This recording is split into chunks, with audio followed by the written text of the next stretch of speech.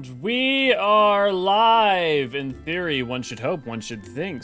Tome fix if possible? Yeah! Hey everyone! Lolly ho! Thank you, Jellybean, so much for becoming an Archon. And thank you as well, Issa. Lolly ho, Aaron! Hello, Tethys. That seems to be everyone who's mixed. You want tome fixed? Let's get tome fixed going for you. Let's get tome fixed up and going. How's everybody doing? Let me know if audio needs any tweaking or any of that usual jazz.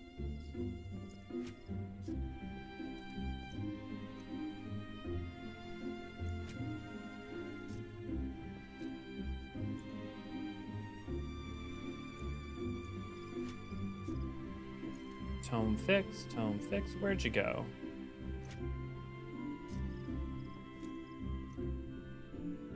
Come on. I think this is it. Yes! Tome fix! Such is life of Gabby. Okay. Channel monetization, this should be off. Okay. That should be everything. How's everybody's doing? I'm having trouble joining Curl. Oh no! Astrael, what's the problem? Is it just a lot of people right now? It'll calm down, I promise. Curl, one of the reasons we picked it was because it was one of the non-heavy ones. Also, there will be some moving, so that will be solvable. Also, the opening didn't make it across before you disconnected. It's probably the 30 videos I added. It didn't? On mine, I had finished downloading it long ago. Oh, right, but it didn't. Oh, right, because there's the... We'll figure that out after, Isa. There's a symbol over crystal and aether. I'm not sure. It depends on what that symbol is. We'll wait a second here for people to trickle on in. I know I actually started a couple minutes early.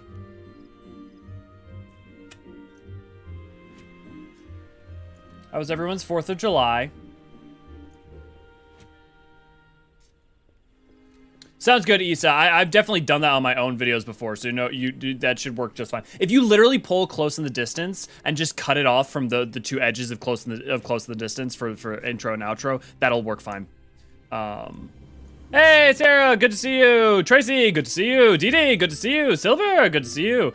I see. You know what? I should have been less surprised by this, but I see you all joining in right at 3. I should assume. I started about 2 minutes early. I didn't expect people to pop in right on time. Yeah. Good to see all of you. Oh, do I have to be in a safe state to do data center transfers? Yeah. Yes. Yes, well, oh no, do your count? Well, Astrael, I know it may be down for Crystal and Aether right now. I know it was up for, I believe, Primal sorry, I know it was up for some people, but it may just be that it's down for technical limitations. Someone may be able to help you who's actually tested out, data center travel. You know, actually, why don't we do it as a little warm up? Why don't we go check on the system itself? Start.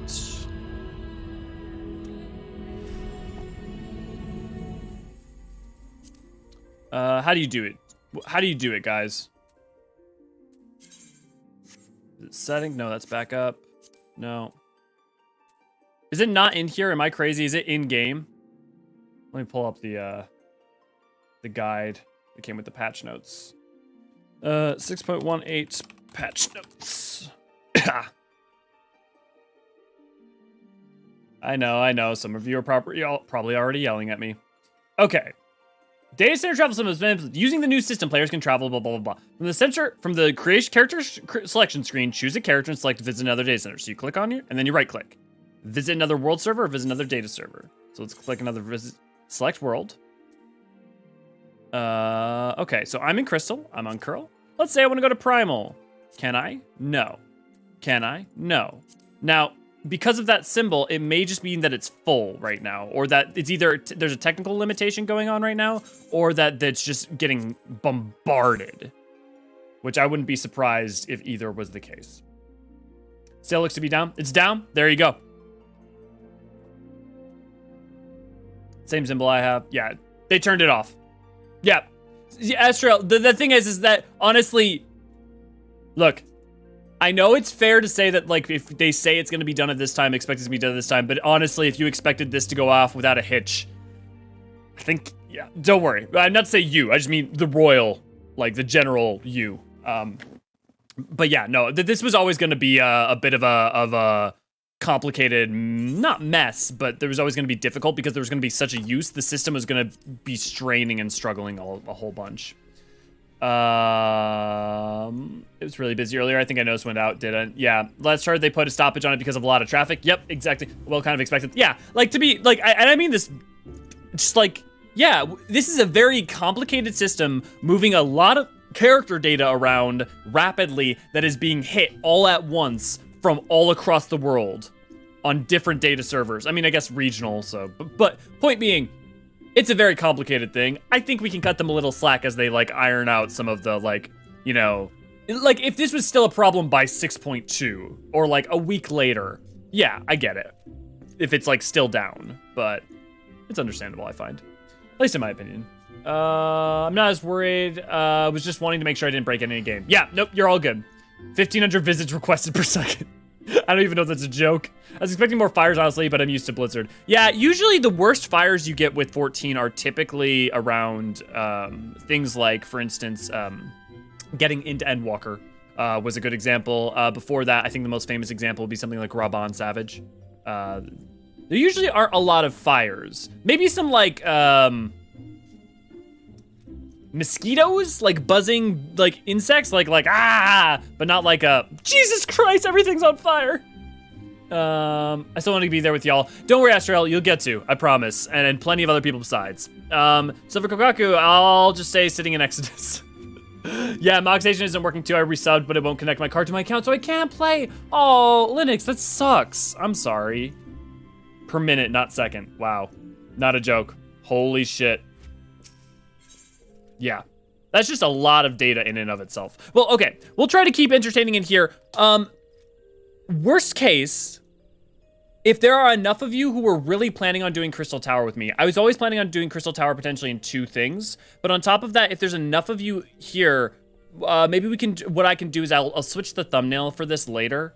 And maybe we'll do a bunch of stuff that's related to, like, see if there's anything that we can do to try and prolong it. And maybe we'll only get through Labyrinth of the Ancients. And that way we'll still have Syracuse Tower and World of Darkness to do together. We've received over 1,500 visit requests per minute and confirmed that the servers are unable to keep up with the high server load. Yep.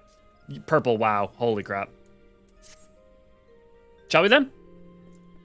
It is good to see you again, Elio, and stronger than when we last spoke. Plainly, you have devoted many hours to training, which is just as well, for I have a mind to set you to your next task. At the Bramble Patch, you've come to grasp the true meaning of courage. I would have you put the courage to your proof before 3 masters of our art.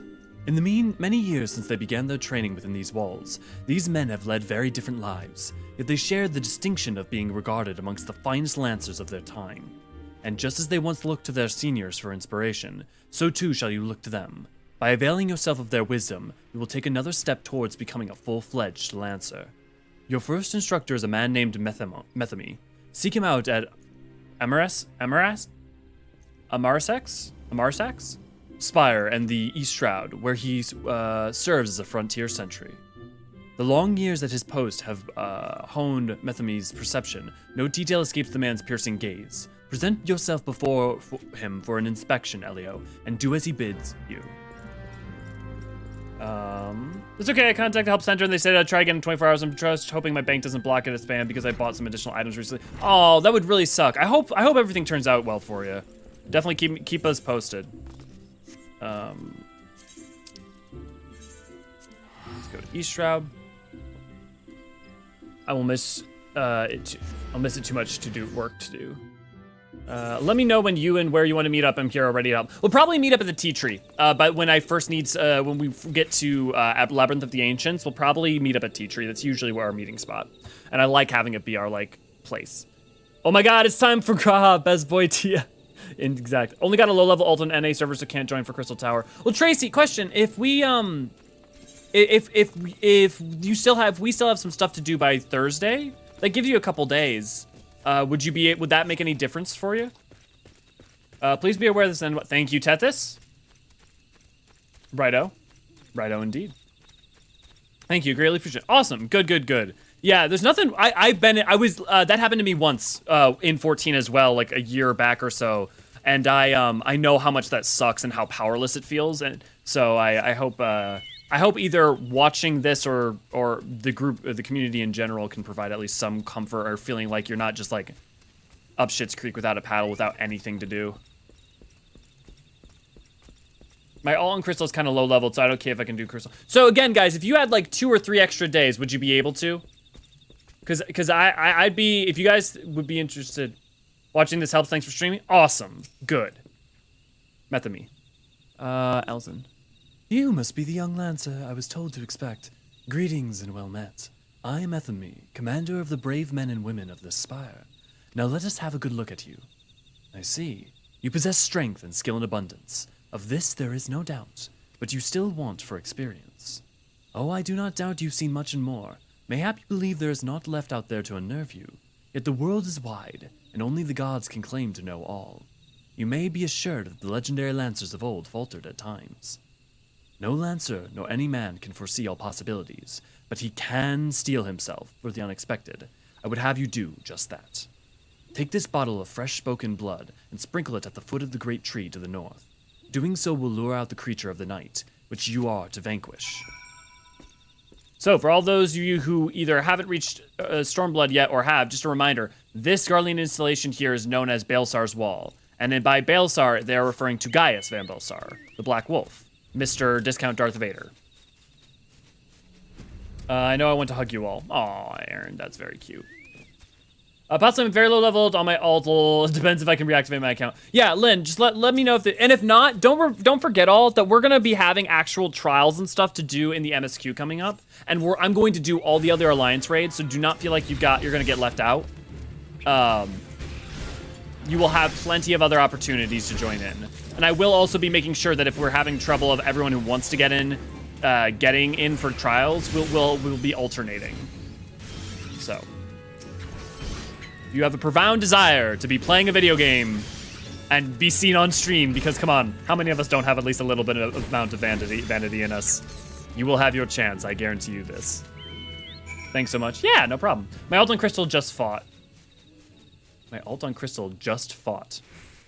I'm assuming there was more to that, Sarah, that you're gonna say just fought someone. Maybe, oh, are you saying just fought Gaius? Is that what you're saying?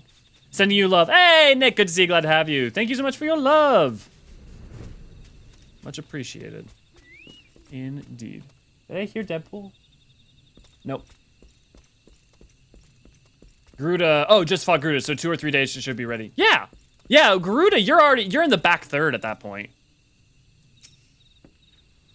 Hell, you're approaching the back fourth. Welcome back, my son, and well done. I bore witness to your battle with mine own eyes. The blood bat bewilders its prey with its ceaseless flittering, which makes putting a spear in the beasts an exercise in frustration. Frustration that may easily have given rise to panic. Yet, to your credit, you fought on resolutely, and thus emerged a victor. Eorzean has taught you well, young one. You may have a way to go, to be sure, but beneath those rough-hewn edges, I see the markings of a great lancer. With my blessing, make your way to Buscarron's druthers in the South Shroud.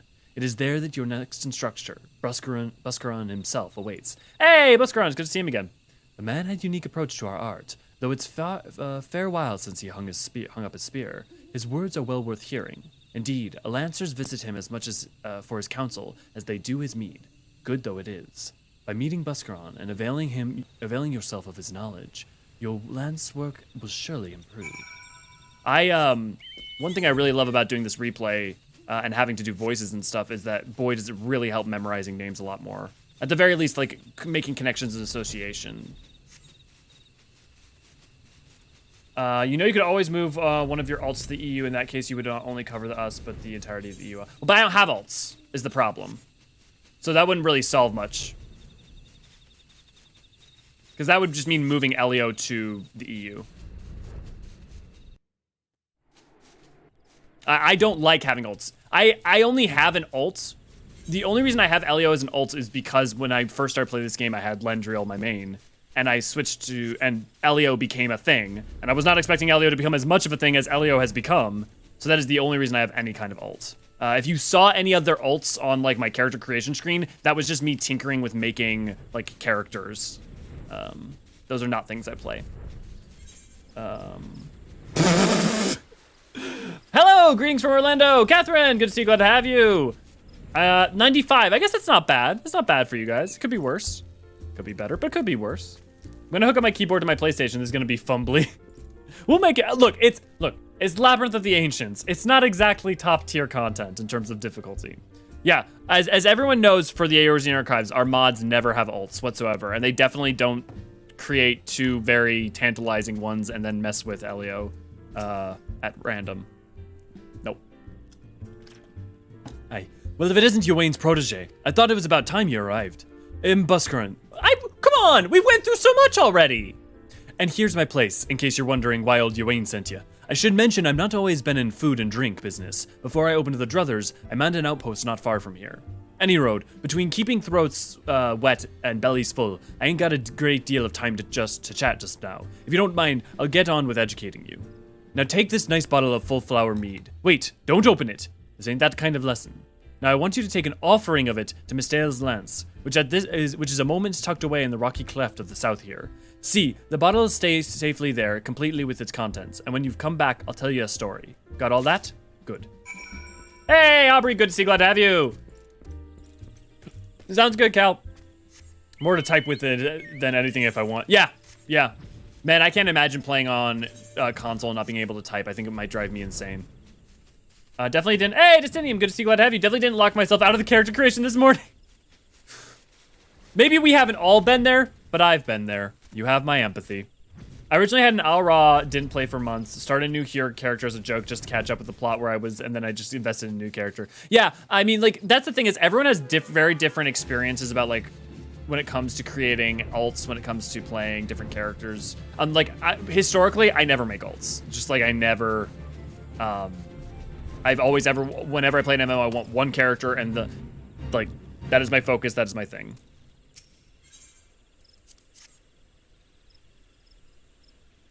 Pour one out, bros.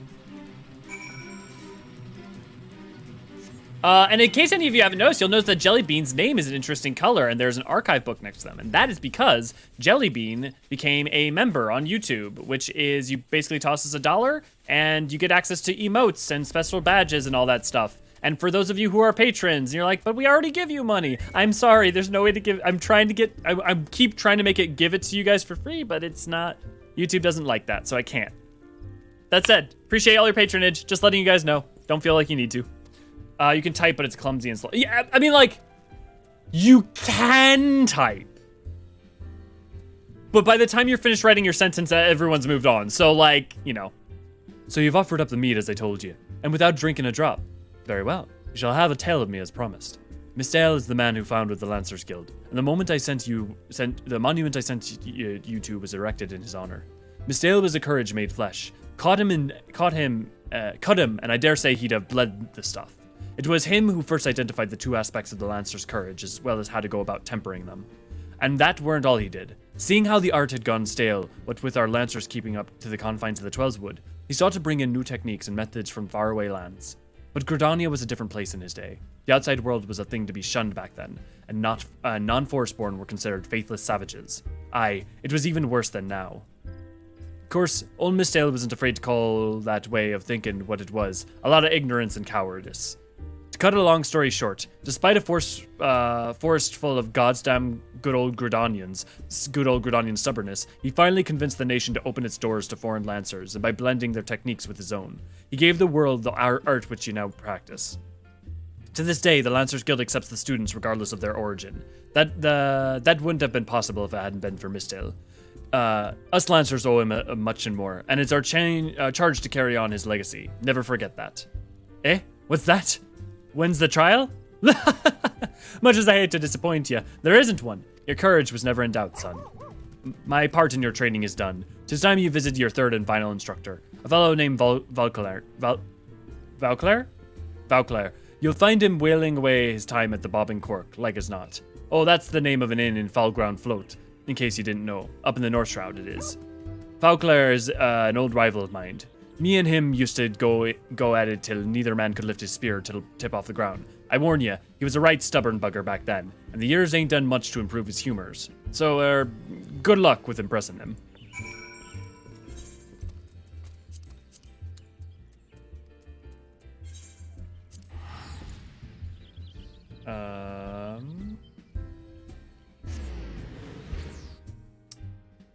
Your live stream is lagging. Have you tried refreshing the page? I will check my stream health real quick. Okay.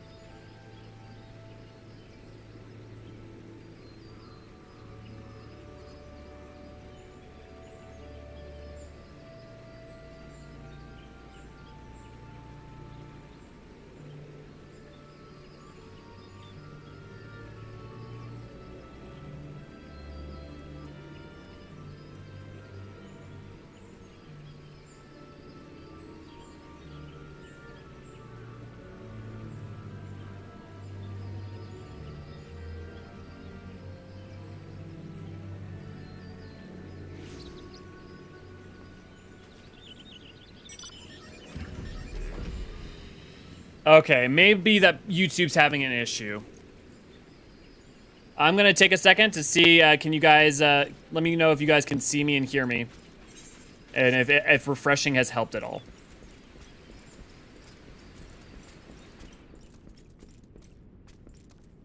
Because if it hasn't, I'm gonna... Because OBS says it's having trouble too.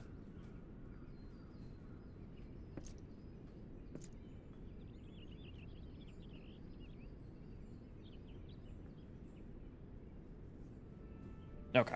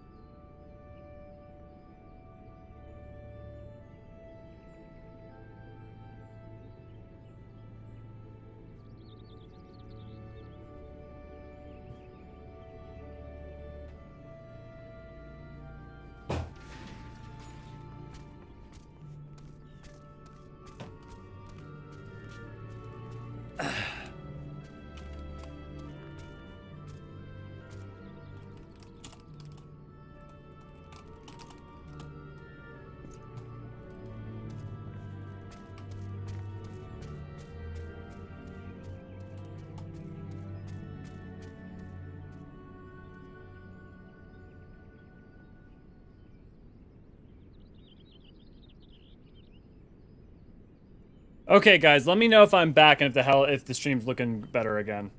I suspect that was it. Seems better? Yeah. My roommate, I decided to upload a giant document while I was in the middle of stream. Yep, that was it. I was supposed to say, because, like, it's not YouTube. I can tell because OBS is telling me the ping was bad, which tells me that it was on our end. But I was like, okay, it's not anything on mine. Someone's doing something. Luckily, nothing has been missed. But quickly, let's address this. Tethys, thank you for getting Archon status, an Archon membership. You can now use emotes and have a little badge next to your name. It's quite lovely. Tracy, thank you so much for getting Archon status. You now have access to emotes. You can have a little badge next to your name. It's very pretty. Also, the more members that we have, the more emotes we can have. It starts out, you only have 4, and then we get a 5th. So, keep getting more of you guys, and we'll get more emotes.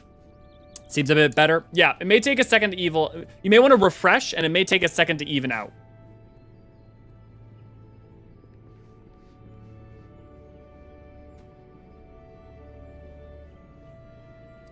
Yeah, it may take a second for it to get all okay, mostly because my internet's gonna be in the midst of being like, whoa.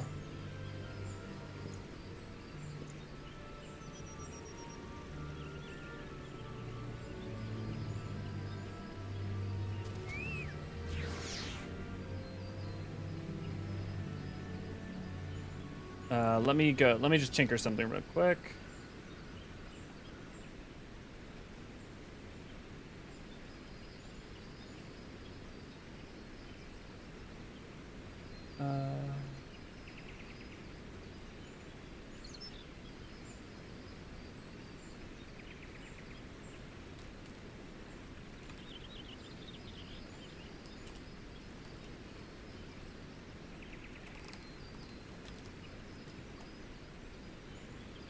Much better. Lag gone. Video image great. Okay, so everything's back to normal. Okay, we're good. Luckily, it happened at a perfectly fine time. No one missed anything. I was just traveling. Did everybody catch that I was thanking them? I was thanking Jellybean and Tracy and everyone for their membership. Tethys, thank you very much. You just checked my RM. Guess which weapon I got. What weapon did you get? Let me know. Better not be a good one, else I'll be sad. No, it better be a good one, else I'll be sad.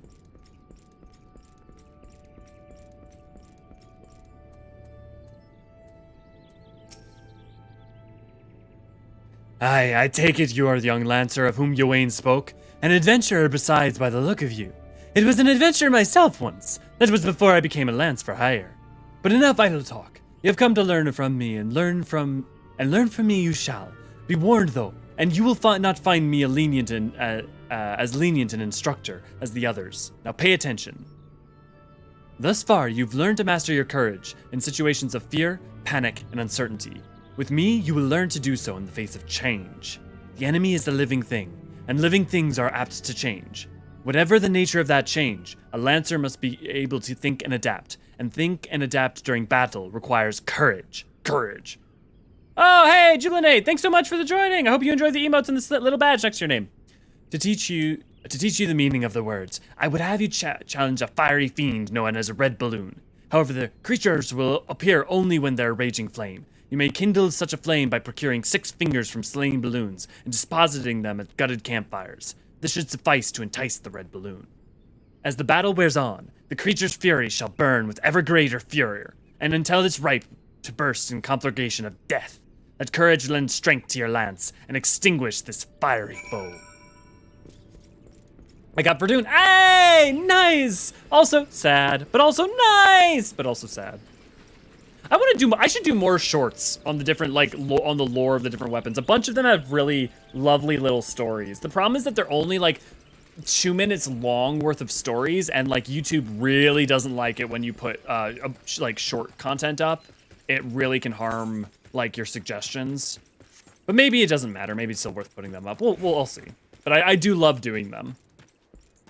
More emotes. Yeah, speaking of, you guys should decide, you guys should argue what emote you want next of the ones that are missing. Of course, Issa goes straight to sexy Elio. Aurora, good to see you, glad to have you.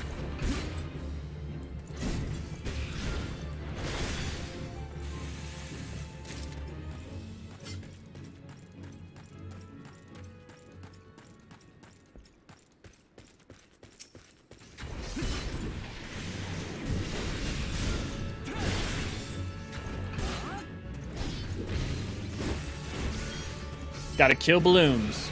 99 Luft balloons. 99 red balloons floating on the summer skies. Ooh. Kill the spidery nonsense! Eorzean, be gone! Oh, hey, good Kern.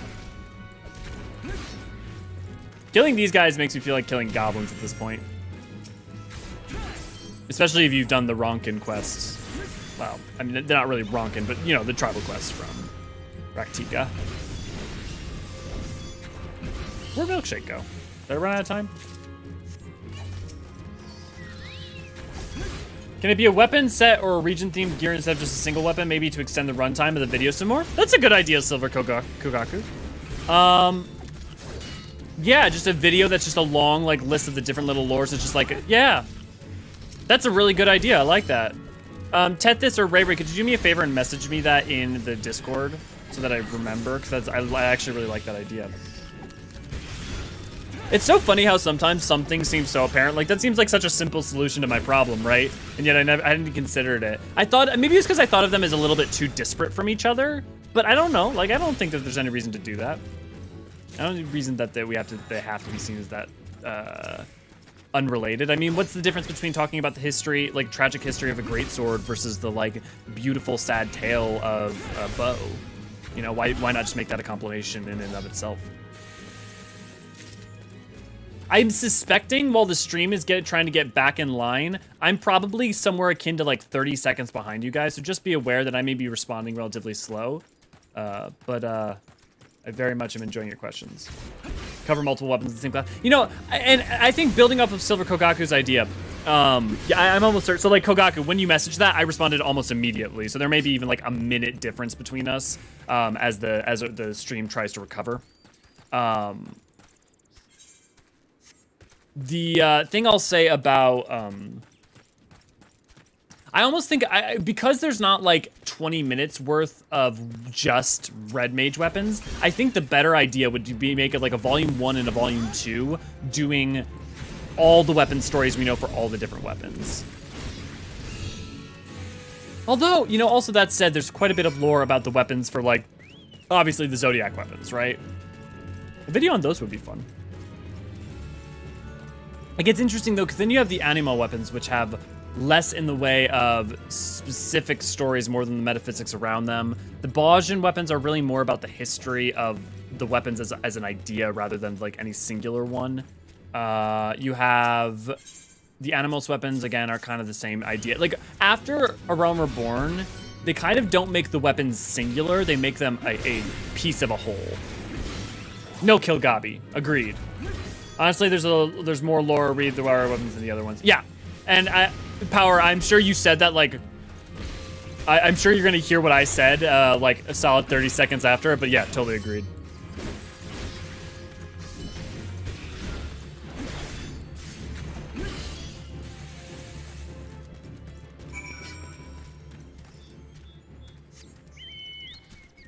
Does anyone know, is there like a way to like refresh the stream on my end without ending it? I wish there was, because I'm really worried. I'm not gonna tinker with anything while we're in the middle of stream, but seems to be catching up a bit. Okay, Aaron, good. That's actually good to know. If it continues to catch up bit by bit, then that's enough. Make the shorts, put them on TikTok, and then compile them on YouTube. That's also not a bad idea, Tethys. That's not a bad idea. The only downside of TikTok is I might need help from you guys on that one, just because it's just time. It's like the time to do that. Like if I made the files and then I could pass them off to someone, that'd make it a lot easier. But also TikTok has to be 60 seconds, and I don't, like, some of them are like more, they don't deserve, like, aren't just like 60-second stories, right? No. Does TikTok have to be 60 seconds, or am I just thinking about YouTube shorts? How long is a TikTok allowed to be? I'm not on TikTok. I'm not hip or cool. I miss Vine. So, you've vanquished the red balloons, no less. Then what do I expect if one of you wanes? Your enemies altered in the nature throughout this encounter, thereby causing the terms of battle to shift repeatedly. Yet ever did you press onward, your courage holding firm in the midst of constant change, so it was that you emerged triumphant. I am not known for being liberal with my praise, but you have done well. Yours is genuine courage. Mind you, this does not give you license to forsake your training. You are still but a fledgling amongst us, after all. I've finished with you. You may report back to Eorzean, and when you do, tell the young upstart that I demand he show his face here from time to time. That is all. 10 seconds or so? Okay, that's not bad at all. That's not bad. Of delay, yeah. In the words of a grapevine, what are those? Good evening.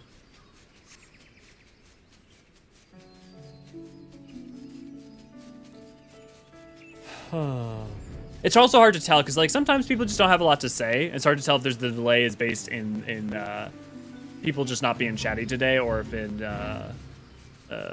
what's the word? English is language, or like a technical difficulty. I don't know why I'm flying back to Gridania. Hey, Jalali, good to see you. Glad to have you. Look, Aaron, I'm happy to. I miss Vine.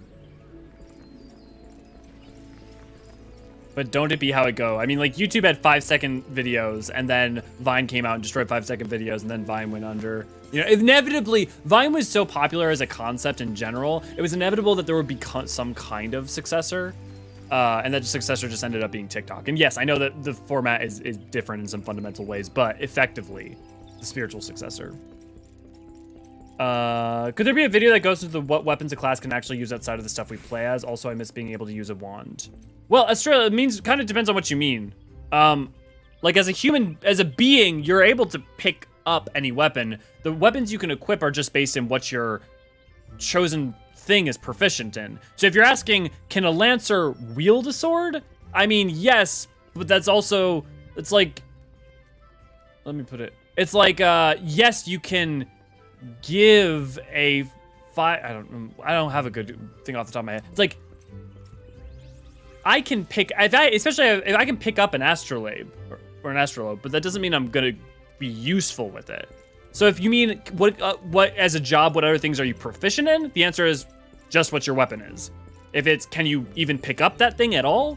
Then the answer is, I mean, yes. If you are physically able to pick it up, you can pick it up. I may not have gotten enough sleep last night. I was wondering why the dryer wouldn't turn on, and then I realized the door was wide open. Yeah, Roria, I feel you. Definitely been there. Think we all miss fine. I want to see a crafter get tired of it all and forge a giant hammer and become a new tank. I'd be down for that storyline. I'd also point out, if you want that kind of shit, it's not quite that kind of shit, but I would recommend playing Hildebrand, because some of the stuff you get out of Godbert and Hildebrand's mother are of a kind with that. Old Valclair demands I show my face. I can only assume the buxom brunette at the float isn't lavishing him with the attention he craves. Very well, I shall see what I can do. As for you, Elio, well done. I've never doubted that you would meet with the approval of 3 men, yet I am no less proud of you for having done so. You have traveled far along the Lancer's path, and soon you will no longer require my guidance. In fact, you need overcome it but one further trial to complete your education here. But do so when I will give you my blessing to leave the Lancers Guild and embark upon a new adventure with spear in hand. As ever, apply yourself to your lance work, and return when you are ready for your final challenge. I look forward to our next meeting. I'm thinking that when we do Dragoon, I may just do all of Dragoon as one day rather than doing it as a, because like the quests are maybe too long for a warm up, because we're already 30 minutes in, you know. I'll let you guys decide. Dark Knight can use size if it's heavy enough. Some jobs are capable of using other arms, but whatever, it's not gonna go. Well, but like, Dark Knight can also use a sword. Dark Knight, or also a warrior could pick up a scythe. Like, the thing is, if you're physically strong enough to pick up the thing, you can use the thing. The only interesting question is, are you efficient and trained in that thing? Legacy of Allag is how you begin it, right? I'm trying to figure out how to explain what I mean. Yeah, don't worry. I know. I'm glad to keep working with you to try and figure out what you mean, and I'm happy to discuss it. I don't mean to come down to being like, well, that's a weird question. Just like, based on your question, I feel like those are the only 2 directions. What she uses for warrior or something? I want that. I have no idea what you're saying, Aaron. Hildebrand's mom, you mean the Cure Void Scent hybrid? She's a Dark Knight with a frying pan. That's not untrue. Since the thank you for the YouTube obligations, Ray. I guess more like, what could a class use all their spells to their fullest with another weapon type as long as it meets the requirements for that class? I mean, here's the thing. In terms of thinking about the game non-mechanically, real quick, you could develop it. Remember that arts are just extensions of each other. So for instance, using Red Mage is using white magic and black magic aspects of itself, right? Black magics, right? Now it's drawing them from within rather than from without, but it is using white and black magics. And now they're changed a little bit to be their own versions of them, but it uses a different weapon. Magic is separate. You don't have to use a specific thing to be paired with a specific weapon within the lore of the universe. That's how you get new and different, practices and different ideas. You could have, in theory, you could have someone who picked up a lot of the arts of, let's say, like, who was like taught themselves a bunch of the magics of, what's a good example? You could have a warrior who had the ability to heal or use black magics, but the amount of effort and focus it would take to become proficient in black magics is such that would take so much time in terms of what it would also then take to become a warrior, right? And so it's a limitation of those things you do. But yes, you in theory can mix and match within the confines of the world. It's not, if you want to be a black mage, your only option is to use staves. And maybe like you still need a foci, so maybe staves are kind of important there. Like for instance, for it gets a little difficult when you're dealing with someone like an arcanist or a summoner or a scholar because of the way that so for instance, their books are just containing their geometric spells, right? And so because of that, ostensibly you wouldn't have to use a tome. You could use scrolls. You could use other things as ways of but like at a certain level, the fundamental magical practices of it are requiring those geometric symbols. At the same time, could you be a reaper without having a scythe? Probably. That in theory should be, as long as you can make a pact with the void scent. Many of the fundamental principles behind the art is already, you can still bring that on. But again, there's trade-offs and complications and discipline. It's not no, but it is. It's also important to remember that just because what we see mechanically is not always perfectly representational of what is in actuality. Correct. Okay, thanks, Jellybean. Could we see White use a wand as long as the wand is crafted in requirements of staff being made? Yeah, as far as I can tell in lore, there's no reason to think that isn't the case. That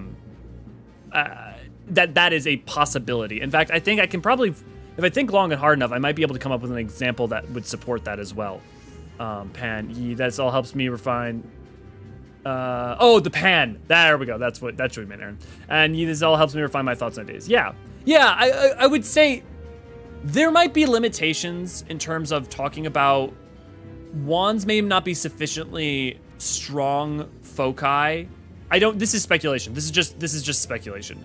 Wands may be limited as foci and therefore not particularly effective in terms of communicating white magics, but you should still be able to use basic conjury and white magics with it in theory.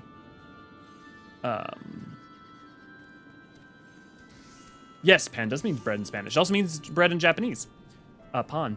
Does Red Mage need that crystal at the end of its blade to function, or could Grimoire work just as well? No, so the thing about Red Mage, I can't switch to Red Mage. The thing about Red Mage that's really important is that they're drawing their Aether from within instead of without. That like White Mage and Black Mage draw their Aether from without. And Red Mage draws it from within and quickens it through their catalyst. So there's the blade and the catalyst that together make the Red Mage arm, the duelist arm. So the catalyst is used to basically imagine you're putting all the Aether into it, storing the catalyst up with Aether, and then blasting it all out, and then taking it all out and blasting it forth. So you're like storing to the battery and storing. So to use Red Mage magics, you would have to have a catalyst because it is part and parcel to the fundamental method by which they work. In theory, could you use a catalyst but have a one-handed axe in a hand? Yes, but you wouldn't be able to use most of the Red Mage techniques. Also, you wouldn't be able to do that with the Soul Crystal. Remember, because the Soul Crystal is going to be teaching you the art of how to be a fencer and be a teaching you the specific methods and ways to use the art of the Red Mage, right? So you start to become something different, and you would have to learn it from scratch and create it from scratch, and that's why new schools are hard to actually create. This can only be good because a blue could use a scimitar again in universe. Yeah. Well, okay, so the thing about the blue using a scimitar is remember that the blue use spellcasters, so they do need a foci and a medium. And typically we don't really see swords being that. However, here's what I'll say. Worst case, you know the blue weapon? Imagine you have to use that in one hand and a scimitar in the other. Let's say that is my cautious restriction, is that yes, you could have a blue mage who's unique and uses a scimitar, but you should probably still have the blue mage king. Honestly, I'd like to see more variety for offhand weapons gear since most of it's for crafters or shields. The problem is that they moved away from that. They had that in 2.0, and it's not good because it's not ultimately very meaningful choice, and it also can mess with job identity. And as job identity has become more and more important as being specific, I'm If your point is more jobs that have offhand interesting things going on, then I'm super with you. But if like you're saying, if your argument, or not argument, but your point is more about giving more options to jobs that already exist, I can't be in support of that personally. I'm a teacher if you need visuals. Thanks, Aaron. AC, Thurio? Bueno Arthurio. Okay. Do I use G-State? Yes. And this is a custom one that we have. Although Far Eastern Oracle bonuses would be interestingly armaments for Arcanists. Oracle bones would be interesting. That would be hard though, because if you ever want to update your spells, add to them, or learn new things, like that could be kind of like. And also you need something that's etherically a good etheric catalyst to translate and transmit. I mean, like the Far Eastern bones could work. AC. That's not a.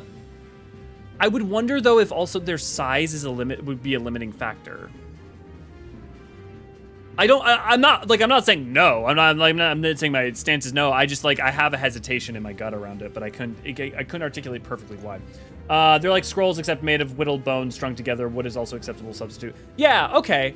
Well, okay, if it's that kind of Far Eastern bone. Okay, I'm used to thinking of a different Far Eastern Oracle bones. I'm used to Oracle bones being different than that. But if it's something like that, then in theory you should be able to. In theory, you could have. We know there's other practices like the stuff around.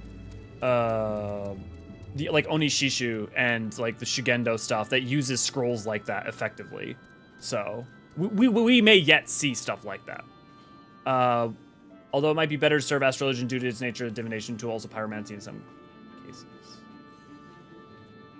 Yeah, there's a divination aspect, but the thing is that the really important thing about the astrolabe is that that's about divinating the stars and their movements and positions and rotation around our star. So I wouldn't think that would be particularly useful for astrologian especially in combat, because you need an etheric medium for spellcasting, and you would want something that allows you to be in touch with the heavens, which is where you're drawing your aether most strongly from.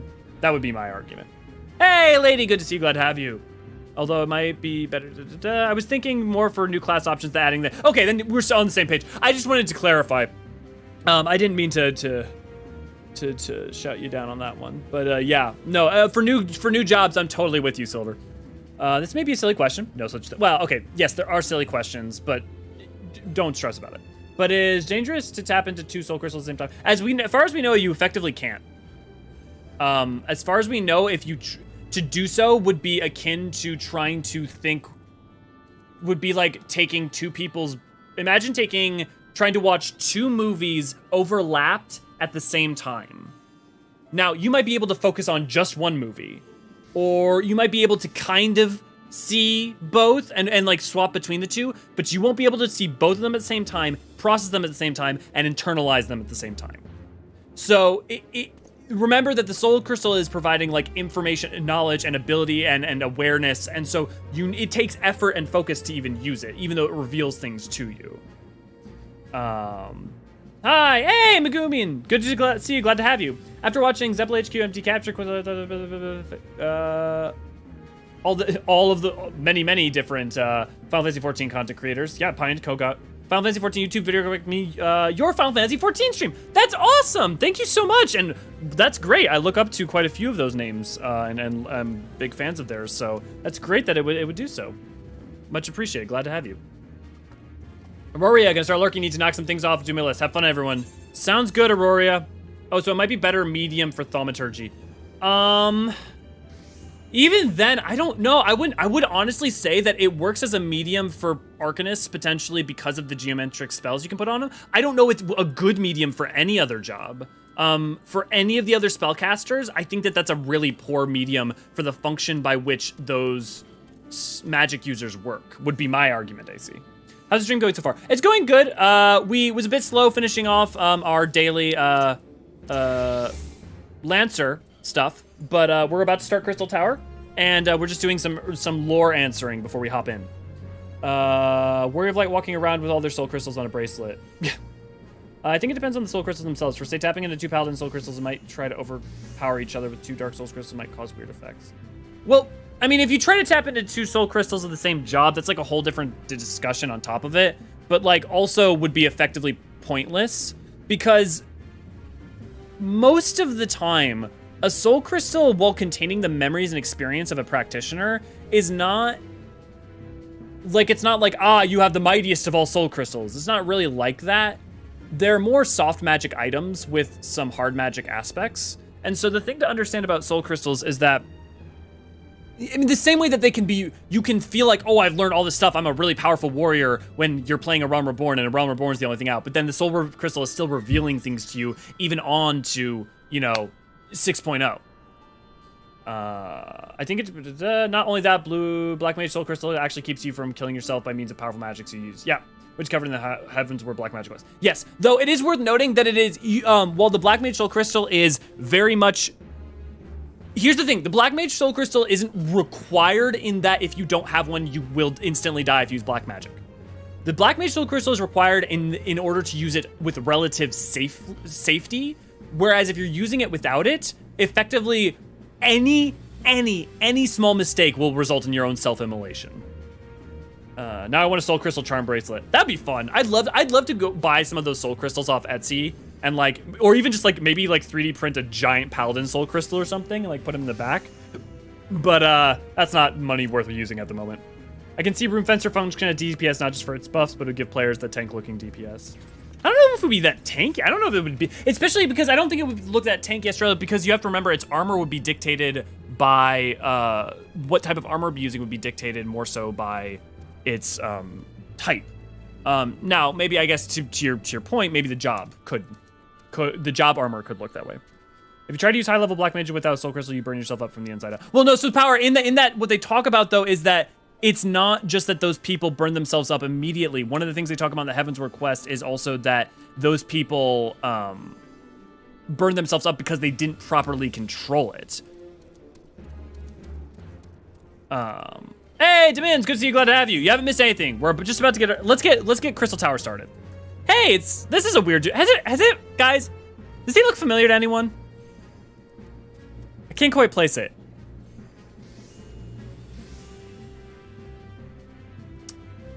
Is this Sid? Moving on. Do I know you? Unless I'm very much mistaken, you are the famed adventurer who bested the Garlean Empire General, are you not? The great Eorzean himself. Amazing! And more than a little serendipitous. One might even call it fate. I am but recently received word of a truly unique opportunity, you see. An opportunity the like of which none but one of your proven worth could take advantage of. The reward? Not less than the accumulated knowledge of a fallen civilization. The risk? A single misstep could cost you your life. But what is a little danger to a storied hero such as you? A man with absolute confidence in his own abilities stands to profit handsomely from this venture. No, I crave no recompense for my part in bringing this opportunity to your attention. The historic discoveries you shall make will be reward enough, I assure you. If my words have fanned the flame of your curiosity, then I bid you seek a man by the name of Rambrose at St. Coinac's Find. It is he who stands at the doorway to untold marvels, awaiting the arrival of a champion bold enough to march across the threshold.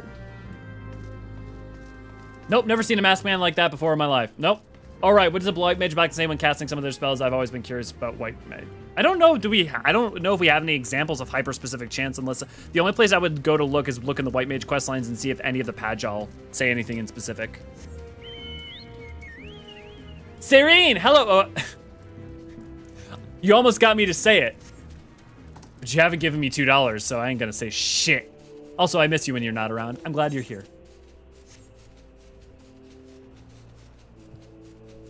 Hey, Professor, good to see you, glad to have you.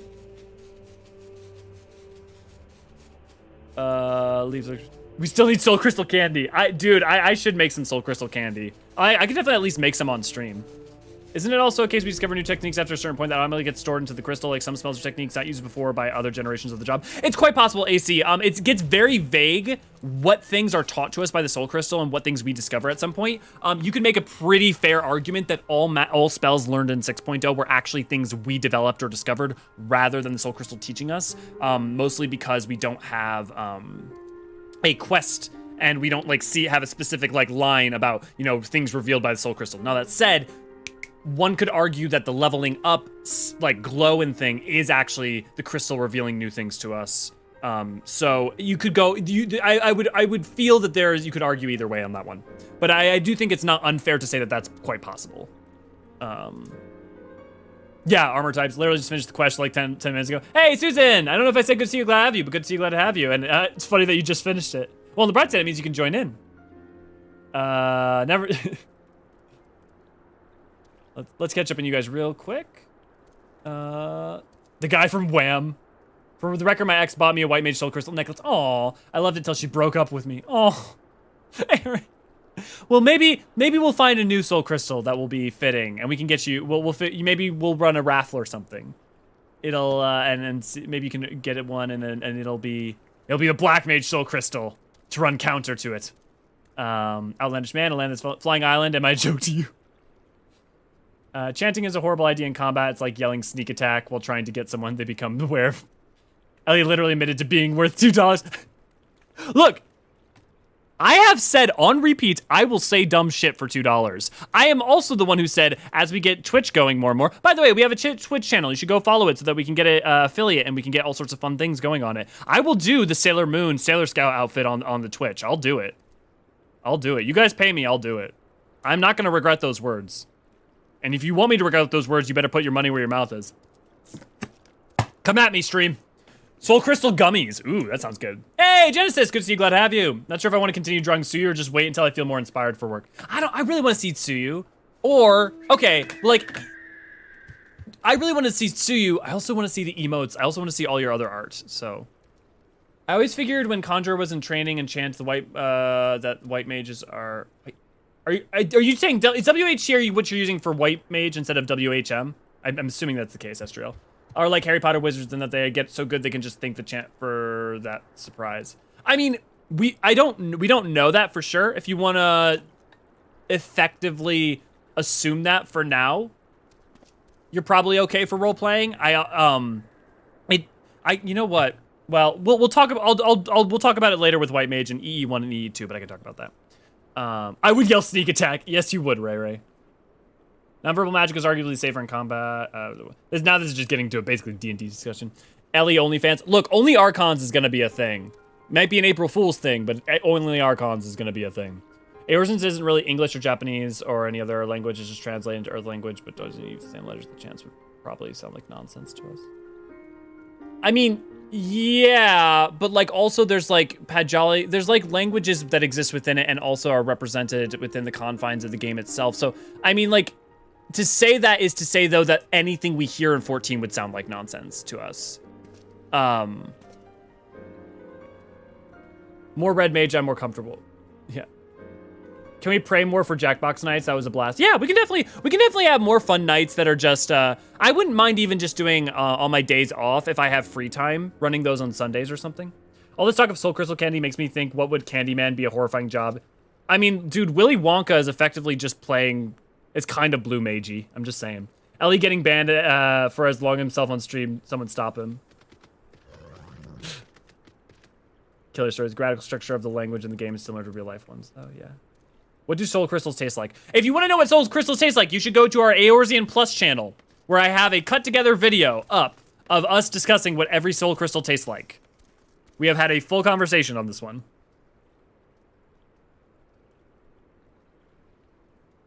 Why, if it isn't Elio Forturon himself, I was not expecting such a celebrated guest. To what do I owe the honor of this visit? You were directed here, you say, by a man clad in foreign garb? Well, the opportunity you spoke of must surely refer to our latest anthropological anthropogeographical endeavor. Quite how he came to know of it is another matter. All knowledge of this project was supposed to be restricted by my organization. But this is something for me to ponder in private. Yet you are here now, and your service will, I'm certain, prove invaluable. I must warn you, however, that the venture we have in mind is no simple excavation. An unprepared or an incautious adventurer could very well find himself on an unplanned and unpleasant journey to Thal's solemn halls. Knowing this, do you still wish to lend us your cooperation? Rather thought you would say that. Your courage is scarcely a secret. Now the first... Elio, I thought it was you. What brings you to St. Koinax? Don't tell me. The Alliance has sent you on another realm-shaking, history-making mission to lay low an apparently insuperable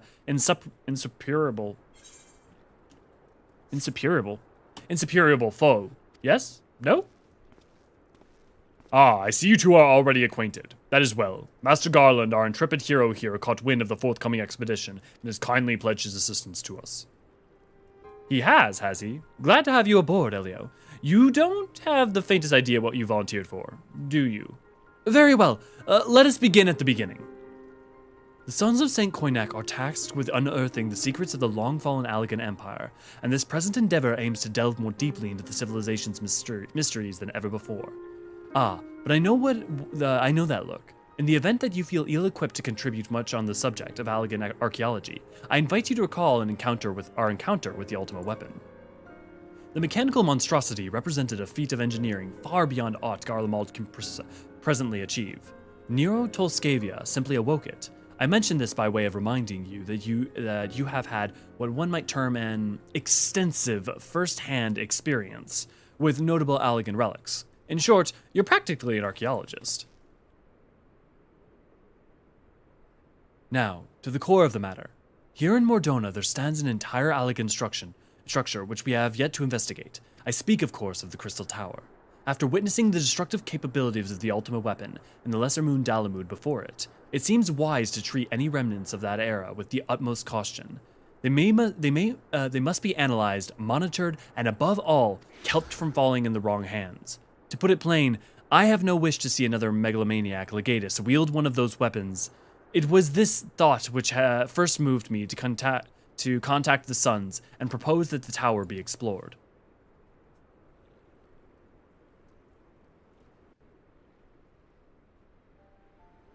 Serene, if you raise the funds for me to play as a cat girl so we can go clubbing, I will do that with you, and I will stream it even. For several millennia, the Crystal Tower remained hidden, buried deep underground, but like so many other things, they were better left undisturbed. The structure was freed from its stony prison by the great upheaval which accomplished the coming of the Seventh Umbral Era. It now stands revealed in all its splendor, a gleaming spear of crystal pointed at the bosom of the heavens.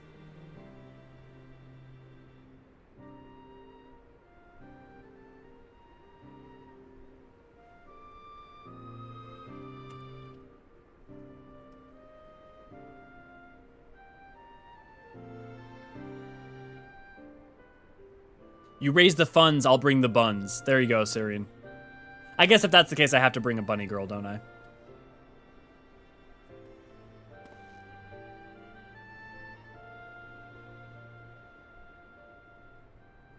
This feels safe.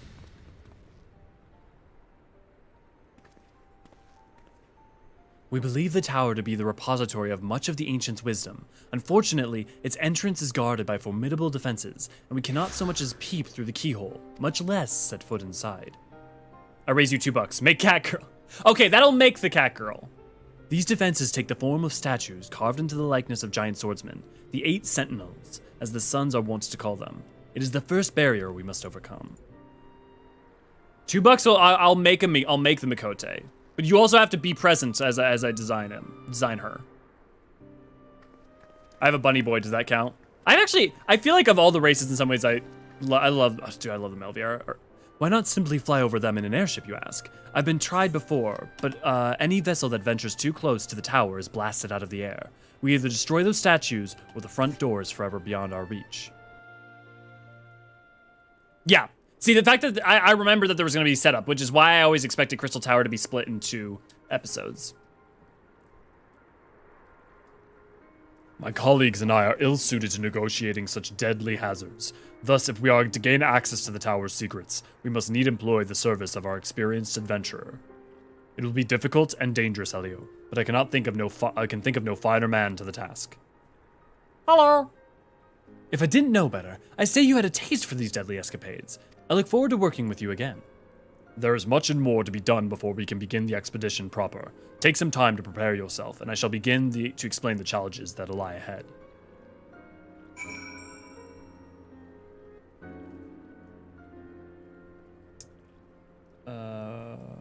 The word was selling, but phone said no. What did you say? What did Syrian say? And Ellie getting banned for selling himself on stream. Someone stop him. Look! There are worse things in life than being paid money for your body, if you're interested and willing. I'll just leave that there. I feel like I'd lick any of those crystals. I went to bake sugar cookies for my birthday in a few days that look like soul crystals now. Silver, you should totally do that. I would love to see that. You should absolutely do that. I would love to see pictures of that. And also early happy birthday. I know Gardic Phone is an art game, but I could potentially be very funny as long as community would want to play it. Just give me ideas. Yeah, no, if you guys want more and more ideas to play as a community, I'd love to do it. The only problem with timing is making sure that I have time to produce all of our videos. But that said, definitely I would love to do that. Sarah, I don't know if I said good to see you, glad to have you, but good to see you, glad to have you. Are you thinking of doing a crossover with Lemon Drop? I wasn't particularly thinking about it. Offhand, and I don't have a particular. At least Issa may have talked to them with some, but I haven't talked to them. I also want to just take a second. I feel like people think that like all the content creators are, or especially like lore content creators and stuff, are like highly like interconnected, aware of each other, and like constantly talking. And we aren't. Like some of us just like have never even talked to each other, and some of us are like socially anxious as all hell. Straight off after it handed to me, just like the crystal in front of people. Dark has a sharp taste with a hint of sorrow in her turmoil, otherwise tastes like Batman. Sidade.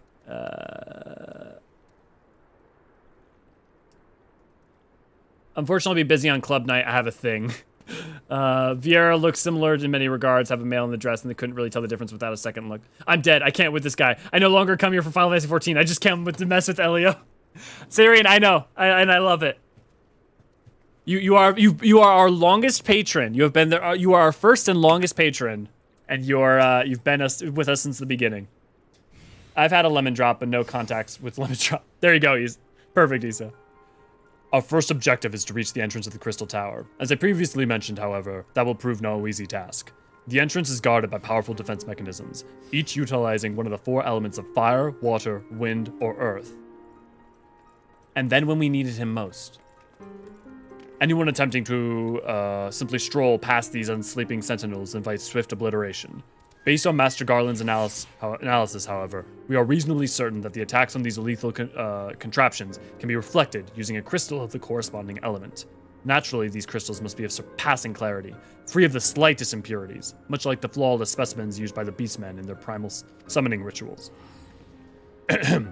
Mayhap I should have said exactly like the specimens they use. Were there any other way, we would not ask this of you, but we need someone to enter the Beast Tribe's stronghold and liberate their perfect crystals. For the moment, I would have you focus on obtaining 2 of the 4 crystals. We require. Pray, make for Lenosia, where both the Sapsa spawning grounds and Ugamoro mines are located. You may be certain that the materials used in the Beastmen's sacred rituals will be well defended. Whether you choose to venture there alone or with companions, I shall leave to your discretion. But whatever you do, please be careful. Chula Nosia. My poor laptop, the only way I can watch live on it without stuttering is drop quality 140p. Oh, Professor, I'm sorry. I'm sorry that we're just too pretty for your hardware. At the same time though, thanks for watching. Hey Rip, good to see you, glad to have you. Hey, I watched your NIM discussion video and then every video that followed in the playlist, super good. Awesome, I'm glad you enjoyed. So I hope our content continues. You continue to enjoy what comes out. If you haven't, End Talkers, you may enjoy. Little less specifically lore focused, but goes through processing all of Endwalker, and we're slowly working our way through that. And then there's also the usual videos. But I'm super glad you've enjoyed our lore talk so far. There will definitely be more coming. See, I paid for you. I shall help you glam for the cat girl for clubbing. Oh man. Oh god, I did not expect my life to take this turn. I'll be honest. I did not expect to be doing damn semi-professional streaming while dressing up as a cat girl to sexually entice people while clubbing. No, what have I gotten myself into?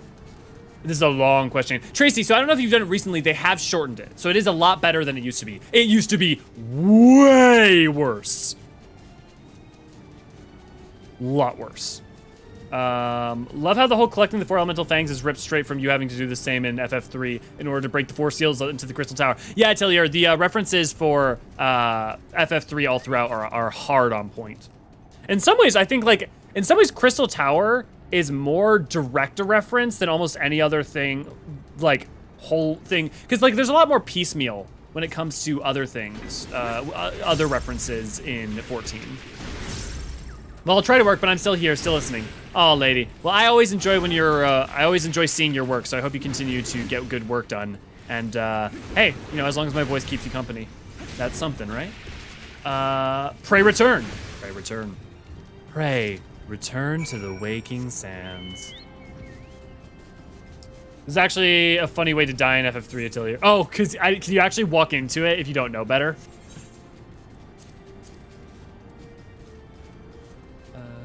We want outer. True that. Would Mimic Mime just be Blue Mage? I keep thinking that's how it's functioned in 14. So Astral, if you want my opinion, that's why I've never argued for Mimic or Mime. Because effectively Blue already does everything that's interesting about that. And I can't imagine any particular thing that there'd be that's interesting that would be that would distinguish it from Blue Mage. So to answer your question, yes, I think so, and I do not think we're like to see it. That, however, does not mean that we will not see it, especially if they come up with something unique about it and a way to make it function. But if you ask me as a game designer off the bat and you didn't mandate I had to make it, I'd be like, okay, there's like 20 bajillion other things I'd rather make. If we were gonna do like a limited job, I'd much rather make Beastmaster and make it like this giant-ass Pokemon minigame where you can go around and collect monsters from across the world. Same way like you can collect abilities with Blue Mage. Now, if you wanted to be a fighting job class, then I probably would like make it something kind of like the Hunter from WoW. EU clubbing sounds fun. All you guys, I will be honest, RPing and clubbing has never, like that sort of thing has just never been my huge personal interest. I'm always too much care about the mechanical or the lore and stuff. But that said, having you guys to play with and having community to spend time with, where it makes all of that a lot more interesting.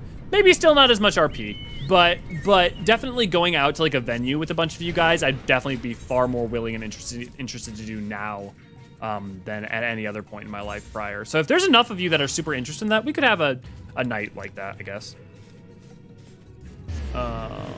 That's the build up for Wedge and Biggs building mana cutters. Yeah. EU clubbing sounds like fun, right? It's almost as if the events of FF3 actually happen in the same world as 14. Yeah, I mean, like they do contextualize them as, and they do tweak like Unega, and Xande and all that is contextualized to the 14 universe, but it really is, what if these same concepts from 3 almost identically played out given a slightly different backstory? It really does. Sure, well, if it won't just be brain rot in Final Fantasy 14 until I feel sleepy. Well, I mean, it's never brain rot to play the game that you love. And, I don't know. Maybe the dulcet sound of my voices can lull you off to sleep. Shall I sing? Shall I sing? I shouldn't sing. I will be very flat, I bet. The only clubbing that I've seen is the kind that uses clubs for bonking. Whoop. I love Blue Mage, but leveling it on trial is just praying to party finder for someone else to make a party. Yeah. Wait, are you on free trial still? Or, I love Blue Mage, but leveling it on trial is just praying to party finder for someone else to make a party. Or are you saying that, like, to do trials to learn spells? I'm unsure, Silver. The thought I had for Archer when we for Archer that I had for Archer was he was a mem. It was that he's just a mimic. But Blue Mage sounds a bit better for him before he oh, okay, I see one of your characters. I was like, I have no idea who you're talking about. Better for him before he gets his real body and goes to the room fact fencer. Yeah. I mean, look, the thing about RP is, here's the thing. RP, you can write whatever goddamn story you want and use the game as a basis. The only problem I have with RP is if you take any headcanon and you start stating it as fact. If you do that, you will earn my wrath very, very quickly. That's not aimed toward you, that's just to the world. How progress your efforts in infiltrating the Beastman's stronghold?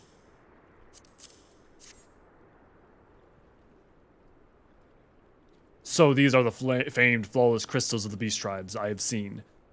Beast tribes. I've seen countless specimens from I know not how many excavations, but nothing to compare to these. The purity is astounding. You have done well, Elio. With these in our possession, we lack only the crystal of fire and wind. The former lies in Zarak, at the war camp at the Amalja and Thanalin, and the latter in Natalon, the roost of the Exal in the hills of Kurthus. You expect them to be as closely guarded as the first two, if not more so. Still, I look forward to receiving a word of your resounding success. The lore horror. Hashtag lore horror. Professor, I totally forgot about lore horror already. We need to make some art. We do need to get like someone to like draw like like in the style of the like Final Fantasy 14 like fonts, you know, like the ones I use for the channel video, like the like ones with like the A with the diamond in it and stuff, but like have it like stylistically and almost like maybe even a little bit flowing and just say like lore horror. So that way we can either turn it into like a transition for the channel or like put it on a shirt or something. That'd be hysterical. You cost me the same amount of each month as my premium Audible subscription, but only one of you gives me free credits. I want to speak to the manager. It's true. It's true. But how much does your Audible make horny jokes towards you? You can't put a price tag on that. And also think about the joy you bring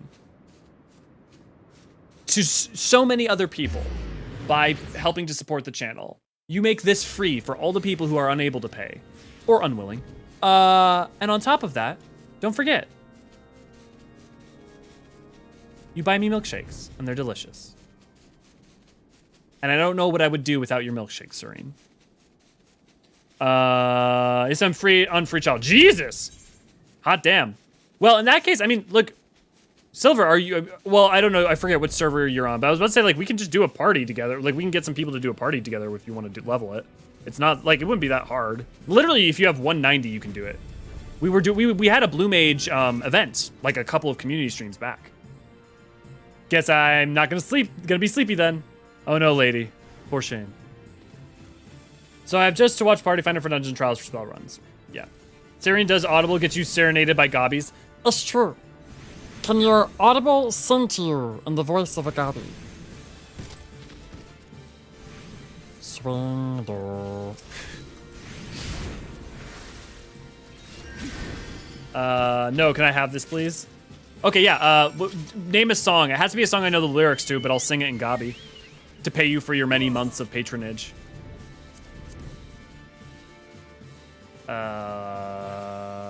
Hydaelyn. I'm on Exodus, plus I already have blue level 56 and have over half my spells now. Nice, good. Apparently my, so you're saying milkshakes bring Ellie to the yard, and damn right they're better than mine. Apparently, Serene's milkshakes, yes. There's only 2 pairs of milkshakes. I guess I have to finish this sentence. There's only 2 pairs of milkshakes that bring me to the yard. That's all I'll say. I don't know the llama song. I've heard the llama song. I cannot for the llama. Look, llama, llama, llama, llama, llama, llama, llama, llama. There's a llama, everywhere a llama, llama, llama, llama, llama, llama, llama, llama, duck. I don't think I've heard that song in the better part of 15 years. Is that what you wanted? Take on me. Take me on. Gobby will be gone in a day or 2.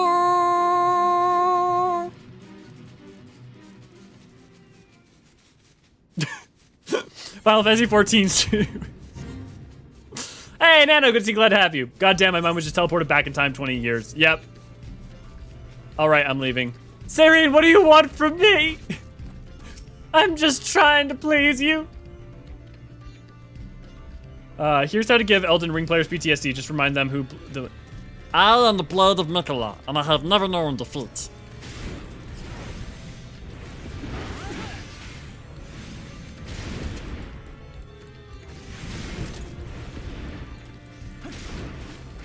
Yes, lady, to answer your question, that was obliquely handed towards you, but you said you weren't having, you didn't have energy for art, so I didn't necessarily want to make you. However, I know that if I offhandedly say, oh, you know what would be really cool?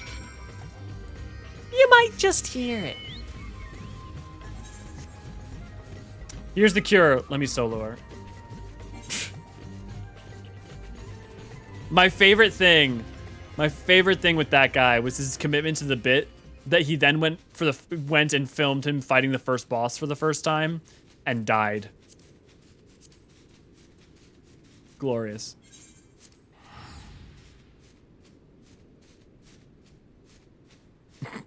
I'm hiding in plain sight. Dude, I'm so used to having Isidoril follow me around and stalk me with malevolence. I'm just used to I try not to just like even look who's stalking me anymore. Loma, my dude is so nice. My goal is to get every class level 60 before I get a paid version. Also want to practice Palace of the Dead before I move on. Already have Lonely Explorer at the least. Nice! I mean, hey, look. Power to you. Power to you. Look, I have energy with motivation and mental support. You got those? Lady, we know that I got those. We know that I got energy. I got emotional and mental support for days. Fear me. Estelle, I hope for makes a canon character, honestly, the Jar God. Probably not without how FromSoft would tend to function, but who knows? I think the stream has been generated enough for one night. Like a Jurassian, I come cause chaos, then just board off. You get good sleepy bye.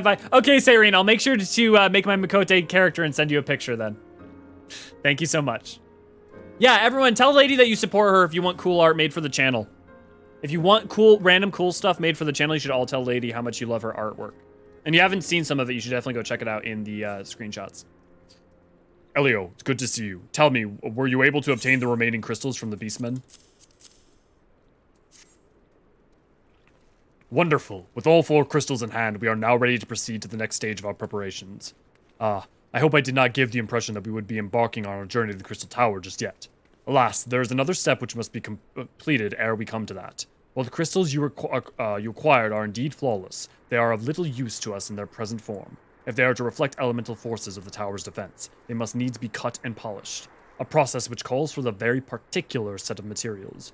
Procuring them will be a challenge in and of itself, I fear. Needless to say, we will be requiring your services once again. Just let me play the Alliance raid. If the flawless crystals you procured for us are to retain their elemental purity during the shaping process, a very specific set of abrasive substances will be required. Well, I say substances, but one might just as well call them one substance, namely aether sand. I have a bunch in my bank, which has four elemental aspected varieties. Alas, aether sand is neither common nor cheap. Instead, it is not usual for the abrasive to exceed the value of the precious stones it is used to polish. Given the rarity of the materials in question, the Goldsmiths Guild in Ul'dah seemed like the likeliest place to purchase the quantity we require.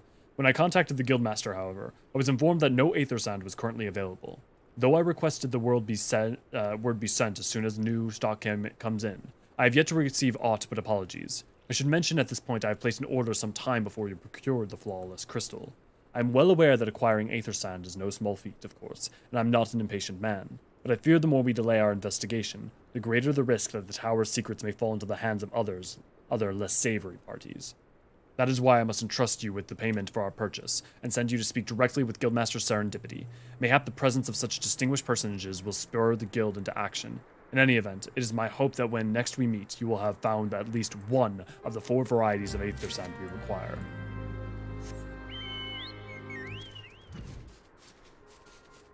Can I put my Elden Ring screenshots in the Discord? We prefer you not. We are trying to avoid other games that are not related to 14. The content for these screenshots is made... Her art that is put in the Discord is universally almost Final Fantasy 14 related. That is why I recommended it.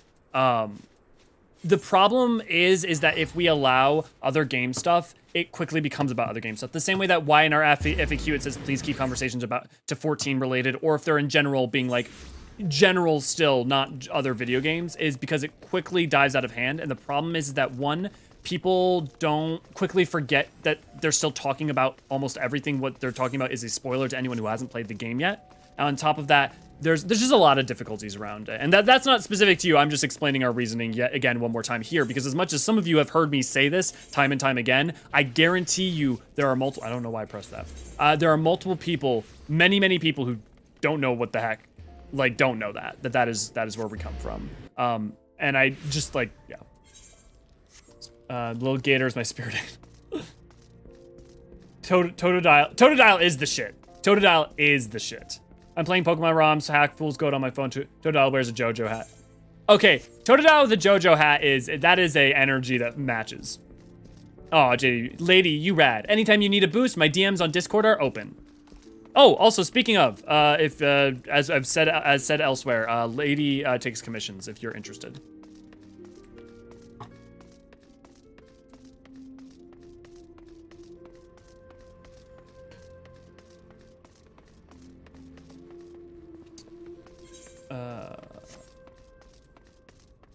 Yeah, bombard me and my DMs later. We'll discuss some business. Imagine if Final Fantasy XIV makes Pot a headpiece glamour to wear. I mean, it could happen someday. Aether Sand really isn't cheap. Look at the market boards for it. No. Hey, wait a minute. We have DC travel now. I can come visit. Sadly, not quite. It's still currently, today is, it's a down for a little bit, which is part of why, we won't be doing we're going to be doing the first Crystal Tower, but I won't be doing all of the Crystal Tower. That way we'll be doing Labyrinth of the Ancients, but not Circus Tower or the World of Darkness. And so that way you guys can hopefully join on Thursday. I won't normally disturb, but I really appreciate these words, especially right now, Jellybean. Thank you. Yes. Guys, for any of you who do creative endeavors or now, within limits, obviously, because you can't really share if it's not 14 related, but for those of you who do creative endeavors and stuff, please be supportive of each other. There are some servers where you can buy Aether Sand for cheap, but it's been a while since I last bought some for my endgame craft. Yeah, Archer. Yeah, Attilier's got you. Absolutely, lady. Oh, that explains why it's all grayed out. Yeah, no. So don't worry. It'll be a backup sooner rather than later, but you probably won't miss anything because today is this, and then tomorrow will be video. So it should be back up by the time any of you guys want to be able to play with me for Crystal Tower. Well, I guess not Labyrinth of the Ancients, but Circus Tower and World of Darkness. Dream developers for FF games would be From and 14 team and give us FF bosses with the dramatics. I don't know, Astral. So here's the thing. You can have two great things that taste terrible together. And I love FromSoft. I've played every FromSoft game ever made at this point, other than some of the stuff in between Kingsfield and Kingsfield 1 and Demon Souls. Some of that is a patchwork for me. But everything from at least Demon Souls to modern I have 100%ed effectively. And as much as I love those two groups, the way Miyazaki does storytelling, world building, and lore, and the way that Yoshi and crew do here, I'm not sure they work perfectly together. I don't know that tonally, not totally in that they're in some ways they are ultimately both about how do you deal with the pointlessness of existence on a certain macro level, but the ideas of cycles, the idea of I'm not sure that they would be a perfect match. And I can see a lot of ways in which they would be very imperfect matches, and that they would actually, neither of them would get to play to their greatest strengths. But would I fucking love to see that in some alternate universe and see how it played out? You bet your ass. Is EU up? I heard that EU was up. Is it down or is it up now? I know that we have a 14 team and the guys behind DMC. That is already amazing. Yeah, for 16.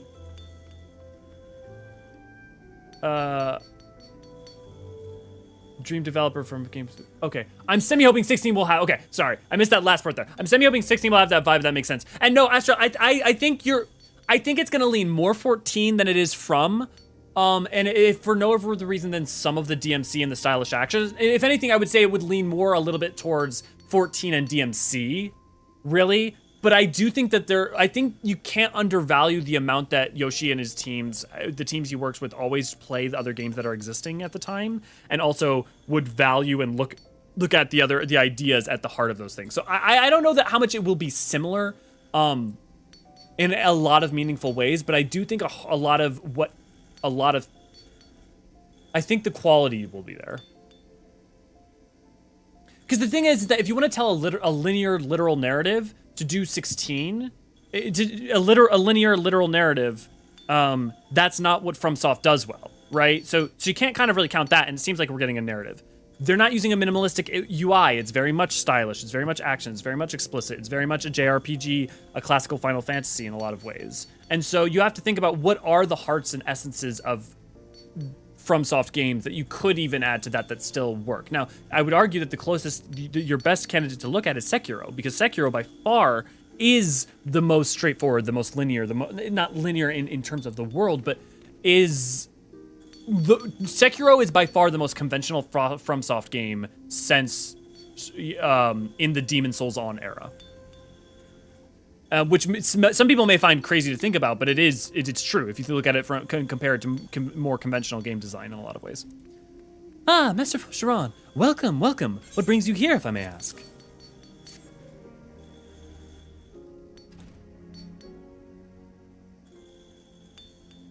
You're here on behalf of the Sons of St. Koinak. What fortunate timing.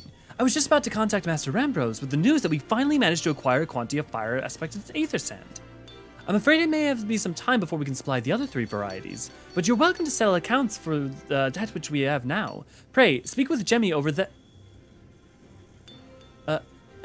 I do beg your pardon. It seems she's assisting another customer.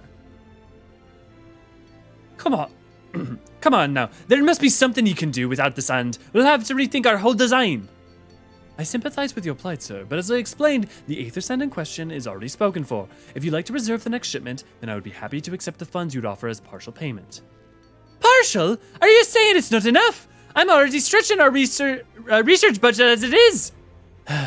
I suppose a man can do without midday meal for a year or 2. Mood. Elio, it's been too long. What brings you here then? Got your eye on something expensive, have you? The sand, please. Well now, that is quite a money pouch. The sound so many gil clinking together is strangely satisfying, is it not? Calming, and yet invigorating at the same time. Oh no, you're here for the bloomin' aether sand, aren't you? My roommate just arrived with food. Well, I can't deny that the elegant civilization is subject worth researching. The chief said he was looking into something big, but we'll never thought to ask him what. Wedge and I have been too busy tinkering with the new airship design to think of much else, thank you. I say tinkering. Wrestling would be more like it. Still, after much wringing of the hands and gnashing of the teeth, we managed to put together a prototype crystal-powered propulsion system. Dipple! Come here. Come here. Come here. Dipple. Oh.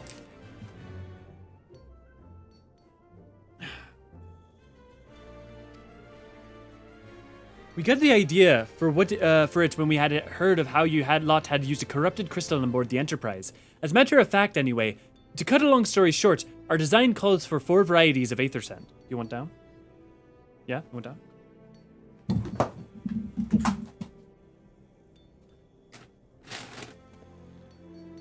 There you go. And that's why I can't just relinquish my claim over this batch here, even for you, lad. How we were meant to usher in a brave new age of technology and innovation, if not by technological innovations, eh? Well, I hesitate to interrupt such an impassioned speech. Duty compels me to point out that this gentleman is representative of the organization that reserved the aether sand in question, to mention nothing of the fact that his purse is considerably larger than yours. Oh, it's like that, eh?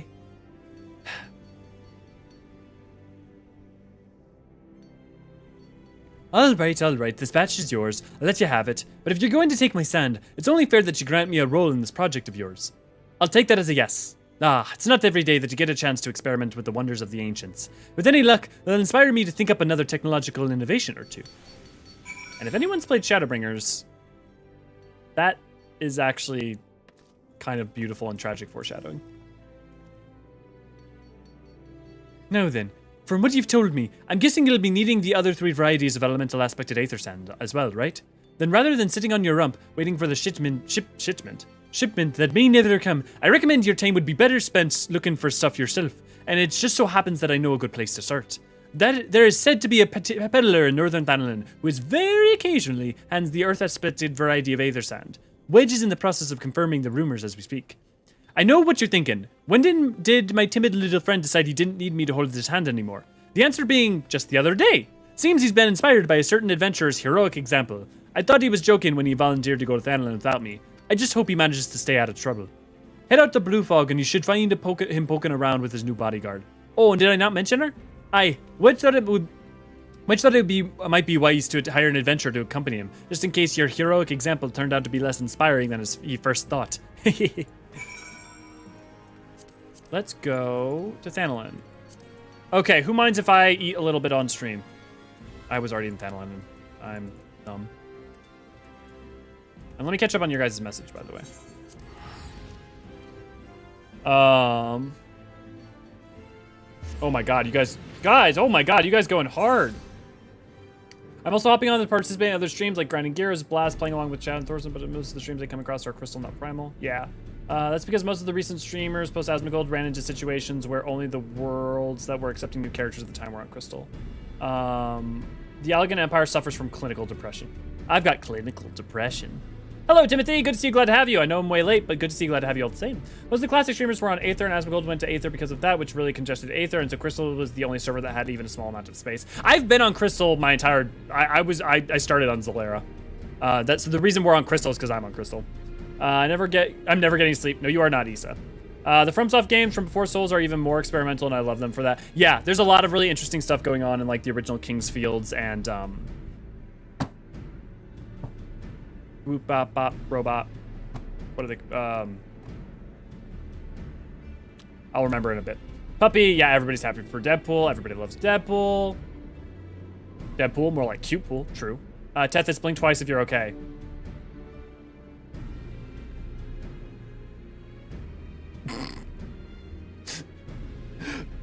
Guys, they're gonna beat Tethys. Rary's gonna beat Tethys if you don't like, share, and subscribe. Just saying. Do a super chat to make Elio say weird shit. A weird voice, now with extra funny voices. Let me try the whole thing. Do a super chat to make Elio say weird shit and silly voices. Now with extra funny noises. Play the whole game as Ace Ventura, Darkness Detective. It's been so long since I did the questline, I ended up skipping a lot of it because back in 2015 I just kept hearing that we should go to Heaven's Word as soon as possible. Yeah, here's the thing about that. Everyone who said that is wrong. And as someone who has, I may have even said that once in the past. They're wrong because here's the thing. There are some people where they're not wrong. There are some people that so egregiously cannot get through a Realm Reborn, but might enjoy Heaven's Word, that they may not be wrong. In most cases, they are wrong because the beauty and power of the moments in this game are built upon context and they're built. It's not just Heavenward doesn't just have a great moment or great moments. They're great moments because they are built to. And so, yeah, skipping a Realm Reborn is not my greatest. I am not a big recommend on it. That said, you're your own adult, probably.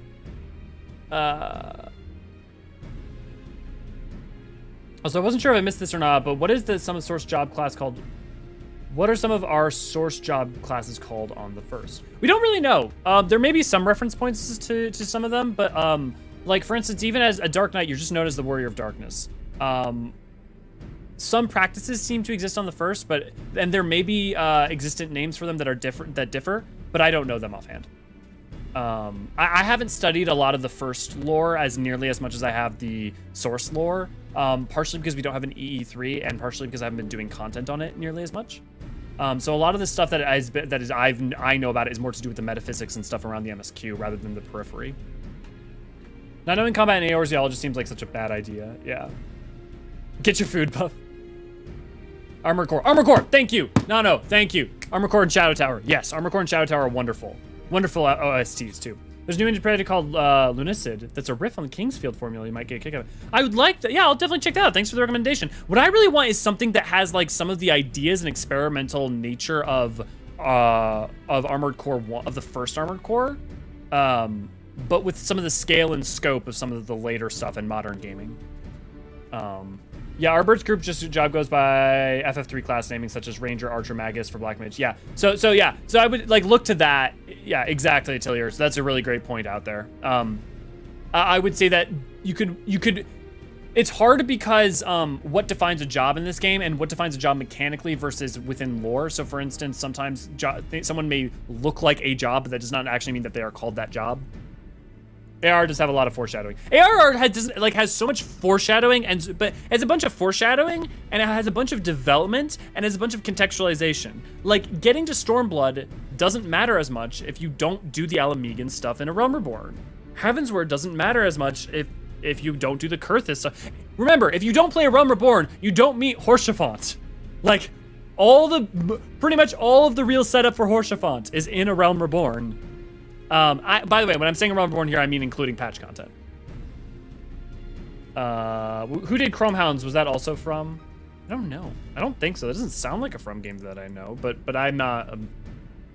You've got Armor Core 6, then I was kind of leaked recently that the next From game is Armor Core with. Well, I mean, I don't know if I don't know if I trust the leak or not, but we knew that Miyazaki had multiple games in development that Miyazaki had that they had been planning that since the release of around Dark Souls 3, and especially in like circa 2017, 2018. So like everyone knew a new Armored Core or a spiritual successor to an Armored Core was coming. I say for greetings, if you're looking for your hired blade, then you'll have no look no elsewhere. After the day I've had, the only company I crave is a squat, silent type. The type that is handled and holds no less than a pint of ale.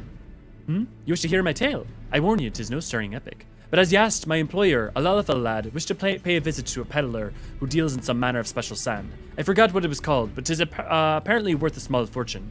Anyway, when we arrived and the man claimed his stocks had been stolen by bandits, determined not to return empty-handed, we crept into the bandits' stronghold and set about locating the stolen goods. Long story short, alarms were raised, rogues were awoken, and we fled in a blind panic. I was separated from my employer in the confusion, and I've not seen him since. Oh, friend of yours, is he? Then you best be prepared for the worst. 'Tis possible the poor sod may yet be lost to the Amagina mithril mines, but I fear the bandits will have caught up with him by now. Food. Okay.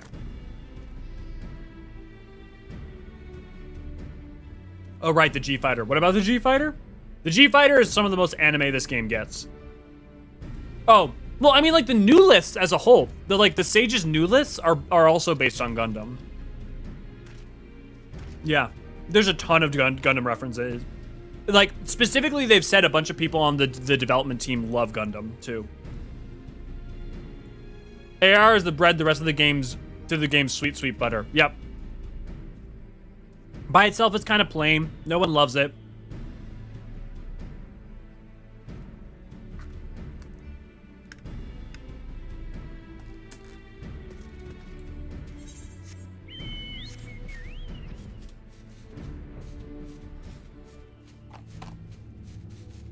I'm excited to see what comes next, since Yoshi said they were willing to do more stuff with Reaper, like Reaper's Day. Yeah.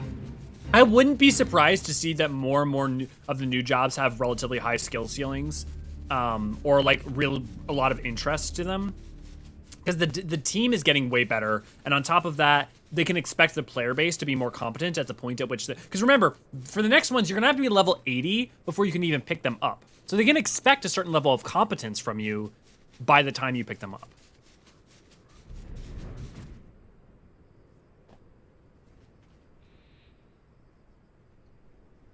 Oh. Ask for ketchup. AR is the best first chapter so far from all the MMOs I've played. You know, Rich, that's a good question. I would argue, I think Guild Wars 2, vanilla, like, launch Guild Wars 2 is probably better than an ARR, in my opinion. But they bungle so much as it goes along that it doesn't really matter. But that's also a taste thing. That's also a pacing thing. The other thing I'd say is that combat in Guild Wars 2 gets really interesting, because you have all your abilities and stuff by the time you finish the vanilla game, and so it's to me like the combat is more interesting, and the narrative is more pacey, is a better paced. But hey, if AR works for you, I tried to get you catch up. No worry, thanks, Cal. No, that's not on you.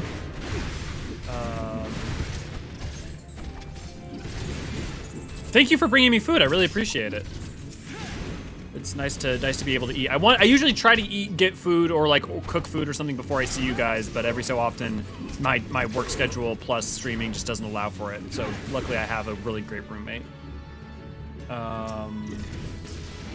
G-Fighter is GPO 1 with the platform being GPO 3 from Stardust Memory, and I like that a lot of references connect to these themes with the expansion. I have not watched nearly enough Gundam to know what you're meaning. Where is he? Hey, Des, good to see you, glad to have you. What is this competence you speak of, and what quest do I do to unlock it? Oh, there's... The Femro is a bad bodyguard, never lose your protectee. It's true.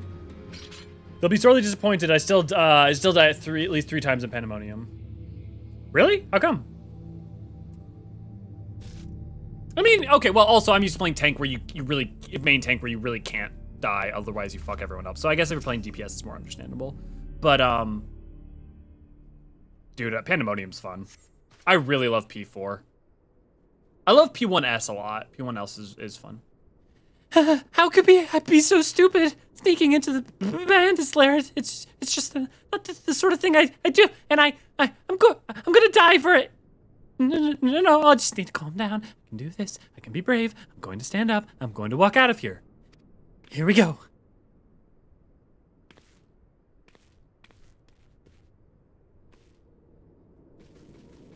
Ah! I'm sorry. Please don't kill me. I promise I'll leave and I'll never come back. Elio, is it really you? But how did you find me here? Can you smell fear? Actually, ignore the smell. I expect that you're wondering why I'm here.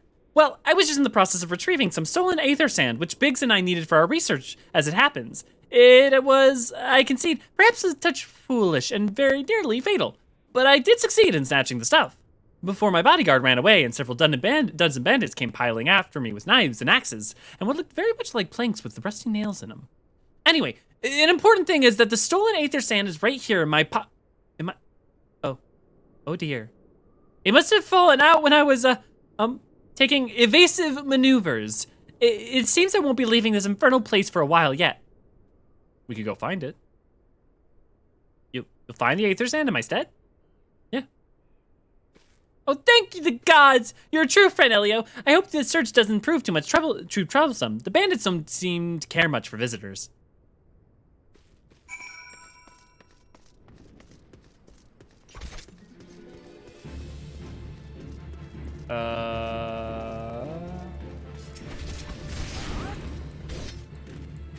Because I'm a crap bard. Oh. Well, hey, Tracy, if you want to get better, why don't we like sit down? We can practice with it. I'm a really bad at playing bard too. Why don't we we could pull up like a YouTube video or something and like learn our rotation, get it real down, real good. Poor Wedge, one day you'll be brave. One day. I mean, and he is brave. He's just also very fearful, but he accomplishes so much and still tries despite all of his fear. Hey, lady, good to see you. Welcome back. Oh, hi, Deadpool.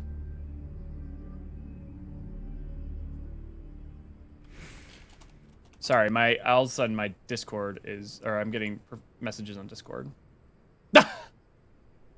Okay, I just got the one with the Johto Totodile. Yep, that's really fucking funny. Also, actually, wait, is that a Jojo Totodile or is that a historical Japanese officer? I can't tell. Because with the flags and the black cap, that also could be like a Japanese Imperial or Navy officer. Hi. Hi. Do you want me to pick you up? Do you want me to show you the stream? I'll do it. Oh, right, I just need to go back to Wedge. Duh. Do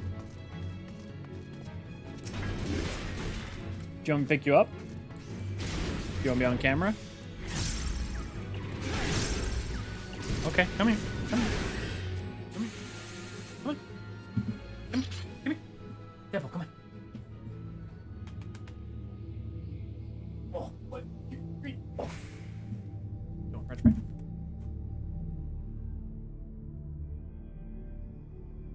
You wave at the good people? You wave at them? You want another one?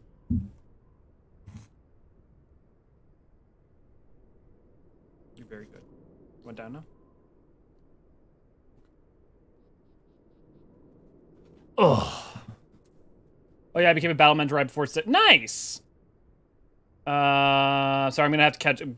I love Wedge so much, every time I see him, I'll just love him more. Yeah, Wedge is very good. He's a very good boy. Oh shit, I forgot spoilers. What did you spoil, Astriel?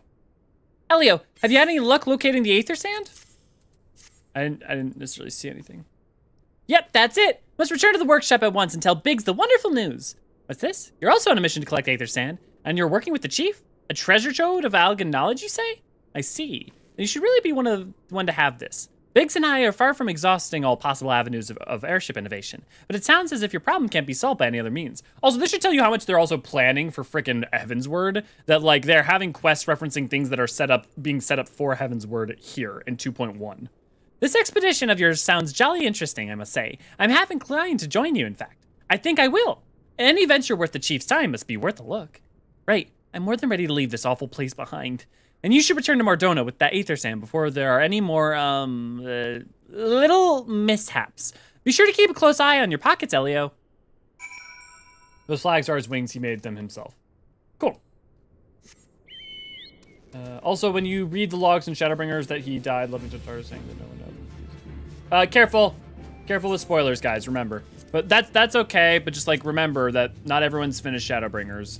Like, generally talking about Shadowbringers is fine, but, like, major important things, like, for instance, a character death. And while I realize that you are probably understanding that that character is dead and that you finding those actual entries is more of a sight. Puppo.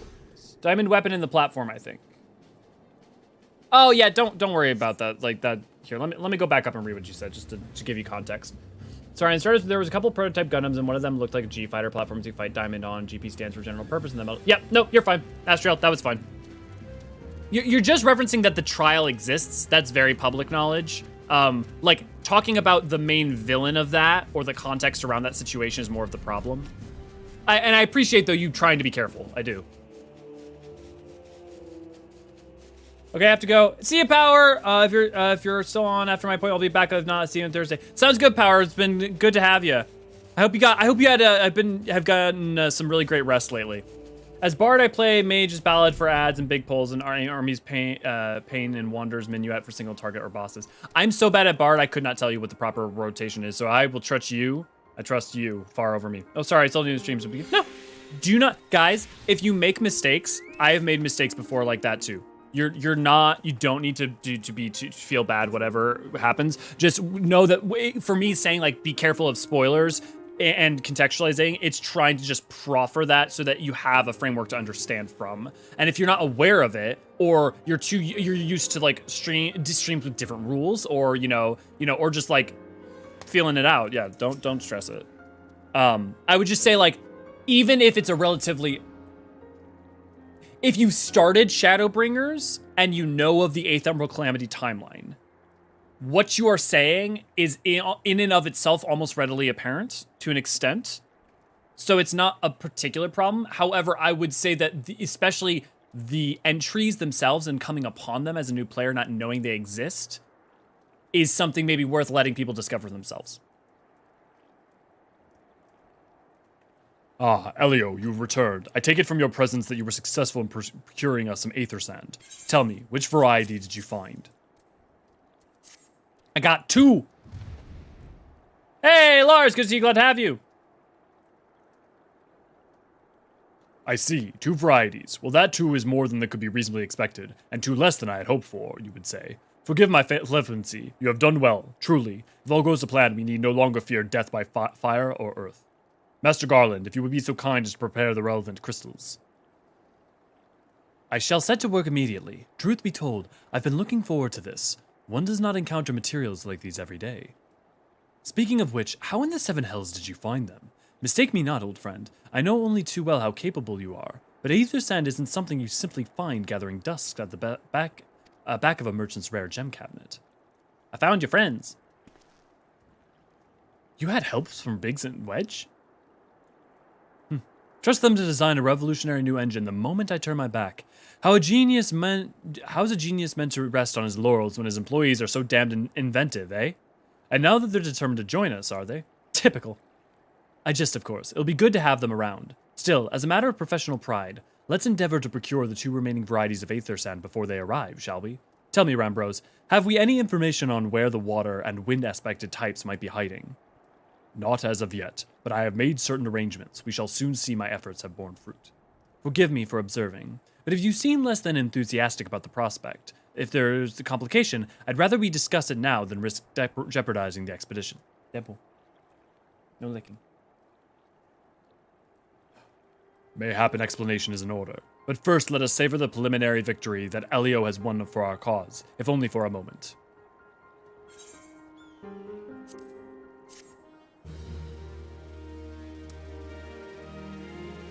This makes me curious if there's a shard is rejoined, does that cause the people of the source to have memories pop up so that each shard is some form of FF game to it gets brought to the source? No. Astriel, to answer your question, no.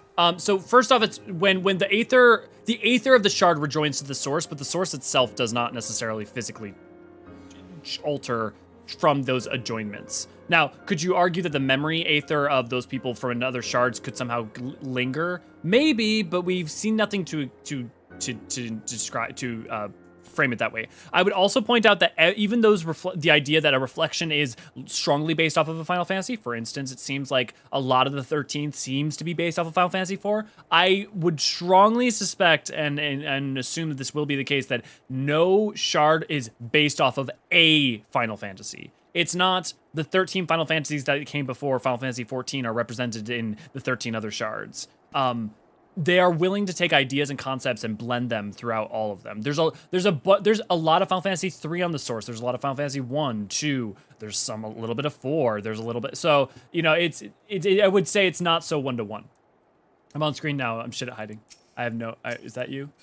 No, I have no idea. Example, the 12th shard has been rejoined. That could be Evil's inspiration from. So no, yeah. So Astriel, to answer your question, no, that is not how it functions. Especially because Evil's existed for thousands of years before that would have happened. What's up to time to grab a nice cup of joe and enjoy my favorite Eorzean librarian? Nice. Hey, crazy Neko girl. Good to see you. Glad to have you. Sorry, I'm a little bit behind answering questions at the moment.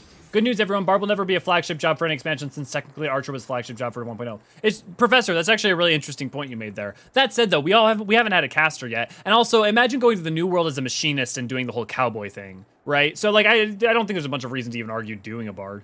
Also, you would have to literally show the Warrior of Light singing, so that would be a little bit hard to do for the trailer. As far as I'm aware, when shard rejoins the source, everyone on the shard dies, and you get soul rejoining also. Yes. We don't know for sure that when a rejoining happens, that the shards of the souls do necessarily rejoin every person. We know that it probably is the case, almost certainly, almost 100% certainly, but we don't know, since there's some sense it gets a little wonky as to whether or not that aether is then just sent straight onto the sea. My suspicion is yes, that we are, for instance, 9/14ths. When we were joined with a couple of versions of ourselves, did we receive lingering memories that cause inspiration of current nations seeming similar to the FF game? We rejoined the copies of ourselves to receive lingering memories that cause inspiration of a current nation seeming similar. Yeah, I follow what your thing is. I would suspect that that is probably not the case for a bunch of different reasons. I would also say that there was not an Evilise on any of the rejoined charts. I get your idea. And I would have to sit down and think about it for much longer and harder to like explicitly explain why. But yeah. I might level Archer next, since I would rather level that instead of melee DPS. She is a lot of fun. I love my bard. Basically, get various elements of previous FF games. Yeah. I remember back in 3.x when we learned the shards, I was convinced it was referencing the first 13 games. Yeah, true. My bard is pretty high level. I've been editing a stupid video instead of drawing, and I'm sort of happy about it. Sorry I'm quiet. I'm feeling a bit down, but your stream cheers me up. I'm glad it's cheering you up, and I hope things are going well. Good to see you. I want to be a cowboy. That'd be amazing. Chocobo ranches. I mean, like, hey, you could totally imagine a world in which going to the New World cowboy aesthetic. The Warrior of Light sings like an automaton. If you have the echo, that might be a sort of memory thing. Well, no, so the echo, okay, what the echo is when it comes to memory is you are tapping into the ethereal. So memory is a form of aether in this world, in the metaphysics of this world. When you tap into memory aether, you can tap into the memory aether of someone's soul, which is what the echo is when you have echo visions. Also, memory aether can suffuse a place. We don't necessarily know that when a rejoining happens, however, that aether isn't in and of itself destroyed. Ergo, the memories are not brought over. Now, if that was the case, you'd think you'd have more examples of people having there'd be more evidence to suggest this. That there's evidence of people having memories of a civilization past and building something off of that. Now we have the one example we do have of that is from the Sundering, but that's a very different example. I mained Bard for a bit, and it was just Switch to Samurai. I'll go just one of those knights. Yeah, we all got those knights. My keyboard is broke spacebar issue, but my normal typing is horrible. Yeah, no worries, Neko. If the weren't for autocorrect, people would think I was like a 4-year-old. I hope the echo isn't some Eyes of Etro BS by the variant. Well, no, I mean, look, we know all of what the echo is. So, like, we know all about what the echo is, where it comes from, and how it functions at this point. We don't know, like, every facet of its nuance, but, like, it's not a mystery at this point what it is and what much of its capabilities are. But all my friends say, and it's endearing, they always know it's me. There you go. Yes. I must speak of the arrangements I made to acquire the 2 remaining varieties of Aether Sand. Some days ago, I asked Charlie, an acquaintance of mine, to travel to Gridania, and there gather the necessary materials. Since that time, however, I have heard nary a whisper from him. To be frank, this lack of communication is not entirely uncharacteristic, but I cannot discount the possibility that something ill has befallen the man. Alas, we do not have time to investigate his fate. As I have mentioned before, the more we delay our expedition, the more likely it is the Crystal Tower's secrets will fall into the wrong hands. Therefore, I would entrust you with the same mission I assigned to my friend. Travel to the Black Shroud and seek out Pars Montre, the master of the markets in Gridania. If anyone knows where the Aether Sand might be, it is he.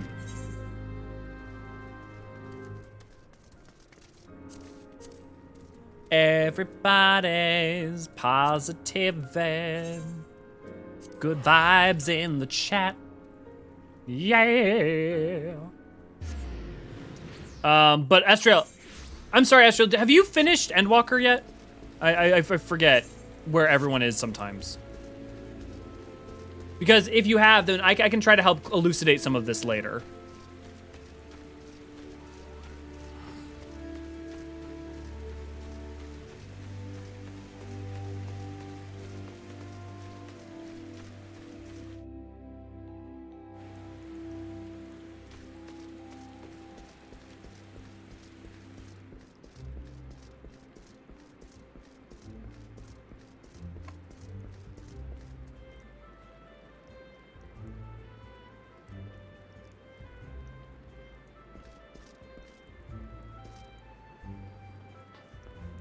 There's a video I sent to my friend a long time ago that was just my friend needed good vibes.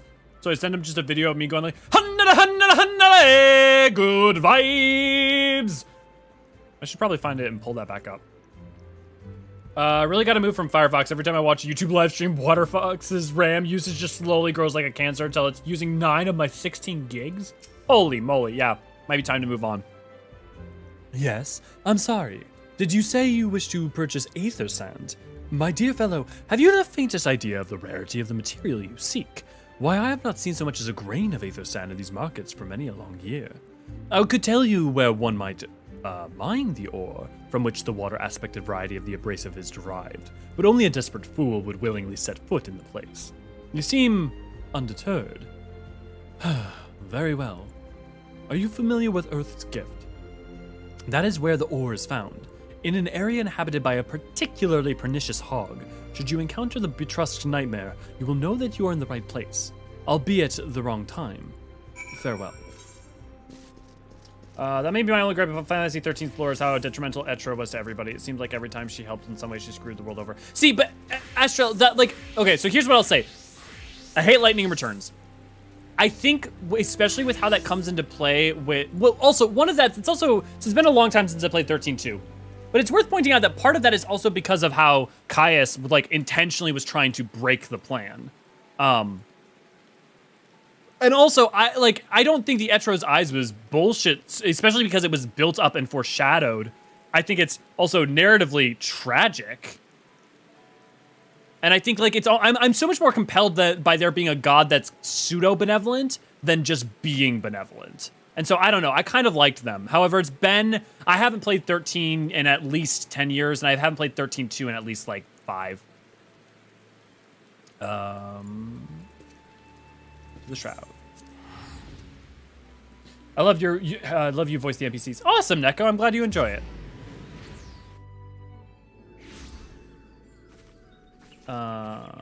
But also, Astral, I'm really looking forward to replaying Final Fantasy 13 when we do our replay of all the Final Fantasy games over on Twitch sometime.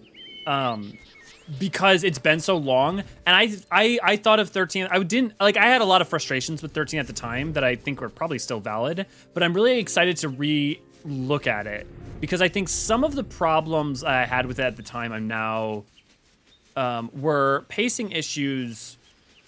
But I think knowing what to expect going in will be very interesting to see how I feel differently about it. And I just think 13.2 is just a great game. 13.2 is just awesome. It's sad that Lightning Returns is really not. Ellie, I'm pretty sure you ran through the house in that video and then fell on the floor for comedic effect. I do that, so that sounds about right. You're too late, adventurer, and not only for the entertainment. You find no trace of the ore of which but recently lay here. Nay, not so much as a speck. Ah, no, you will never spy me from there. For the time being, at least, you have to trust the evidence of your ears. Now stop squinting at the foliage and listen. For all of you who know who this is, you may be laughing right now. As I told you, the water-blessed mineral you hope to find is gone, taken by me. Guys, it's worth remembering, Victory has made me magnanimous, however. Accordingly, I have decided to share my location of an alternate source of aether sand with you. The wind touch variety, to be specific. I trust I have your attention. Good. A band of Ixil in the North Shroud keeps a quantity of the abrasive for the purpose of removing impurities from lesser crystals. Well, do you mean to dally here all day? Make haste, adventurer, before I snatch another prize from under your nose. This is to be a race. The Ixil logging grounds in the Northern Shroud shall be our destination, and this is where the real amusement will begin. May the best man win. I know I shouldn't reveal this for those people who don't know, but can we acknowledge that that is the first thing you ever hear from Grahatia? That's what the first fucking thing, that's your first meeting with Grahatia. Not face to face, but that's your first meeting with Grahatia. Oh my god. 2 words for the owner of the voice. Drama queen, which is why I love him. God, I love Grahatia. Okay, that needs to be gift clipped. Hey, if one of you wants to clip it, you guys clip it. I have a video for good vibes that I send to my fellow kings. Fellow kings can send it to you. There you go. That'll be one of my only gripes. Love you. Yes, but I need to do the artistic finish at Cal. I looked up Bard's rotation online. Man, I've been playing it wrong. Yeah, I would recommend if you've never looked up your job's rotation for 6.0, you really should check it out. You will increase your damage usually by sometimes as much as double, but usually at least 20 to 30%. Big recommendation for, and it'll make you also, it allows you to have something to practice and fine tune and get good at. Now, some jobs are more free flowy than others. You know, your Dark Knights, your Dancers are much more free flowy than your Paladins. But definitely, I would say to any and all of you, it's worth checking out. The games had flaws, but lore was so good. Yeah, definitely had very interesting lore, that's for sure. 13 of all of them was kind of dumpster fire. I sort of like 13 too. 13 of them was 13. All of them was kind of a dumpster fire. Well, I mean, there's only 3. I don't think 13 is a dumpster fire. I think 13 is deeply flawed with pacing issues, like extreme pacing issues. But I think that there's fundamentally a lot good going on there and a narrative that is trying its damnedest. 13-2, I think, is actually actively a really good game with a really meaningful story. And Lightning Returns is kind of hot trash for a lot of reasons. Its gameplay can be fun at times, but it's not really an elevation or any better than the prior 2, really. And its story is woo! I usually try not to be negative, but woo! I don't remember how. I don't remember how Elio will never half-ass anything. The artistic finish is paramount. My problem with Final Fantasy 13 mostly stem on my expectations of when it first got announced when I was young, teen, in high school, especially the whole idea of having a series based off of it is mental. Yeah, the Cristela, Novialis? What is it? The idea of having that mythos was such a cool idea, and I'm really upset and frustrated that they never really meaningfully stuck with that. And I think that was really sad how underwhelmingly they did that. Bravo, that was quite the show, adventurer. Why, the spectacle provided so enthralling that all the thoughts of aether sand slipped my mind. I appear to have forfeited our little race. Congratulations, the wind-touched abrasive is yours. And yet, having been treated to such a memorable performance, I cannot help feeling that the greater prize is mine. The inequity must not stand. I insist you accept a token of my appreciation. Payment for this entertainment will be waiting for you to the east, in a clearing within Proud Creek. Pray retrieve the gift ere it is crushed beneath the iron feet of the Dullahans.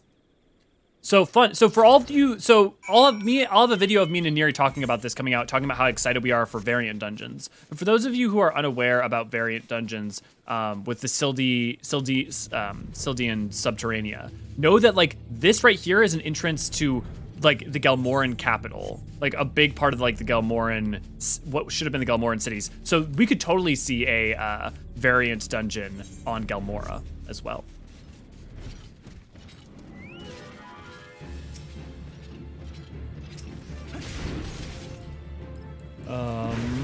Tours such a bard. Graha is the best boy. Yes, he is. I could tell, honestly. I always use Wesk Alber's videos as I'm leveling new job. I don't know what I'll do without them. Yeah, everyone's got different people that they like. Once you get past 20-hour tutorial was really fun. Yeah, like Jubilant, that's actually a really good way of putting it, I think, is that it's far too slow at the beginning. The fact that you don't get your teammates together really functionally until you hit the final zone before the final zone. Now, granted, the final zone, the second to last zone is a giant open world area, but still, it's a pacing issue I find more than any other problem in 13. Not what you were expecting. I took the liberty of refining the ore from Earth's gift into aether sand. To keep it safe, adventurer. Lest you accuse me of playing games, you should know that the thought of relinquishing my prize never once crossed my mind until I saw you in action. Such deeds must needs be rewarded. It is my vocation, you see, to record history as it is made by mortal men, and I much prefer to chronicle the accomplishments of the bold and the mighty. Thus, it is my fervent wish that you can continue to career with the same courage and zeal you have shown today. We shall meet again, adventurer, and sooner than you may imagine. I can also, once we meet him face to face, I can explain to you part of why Grahatia is so extra right now. I have a theory as to why he's being so extra.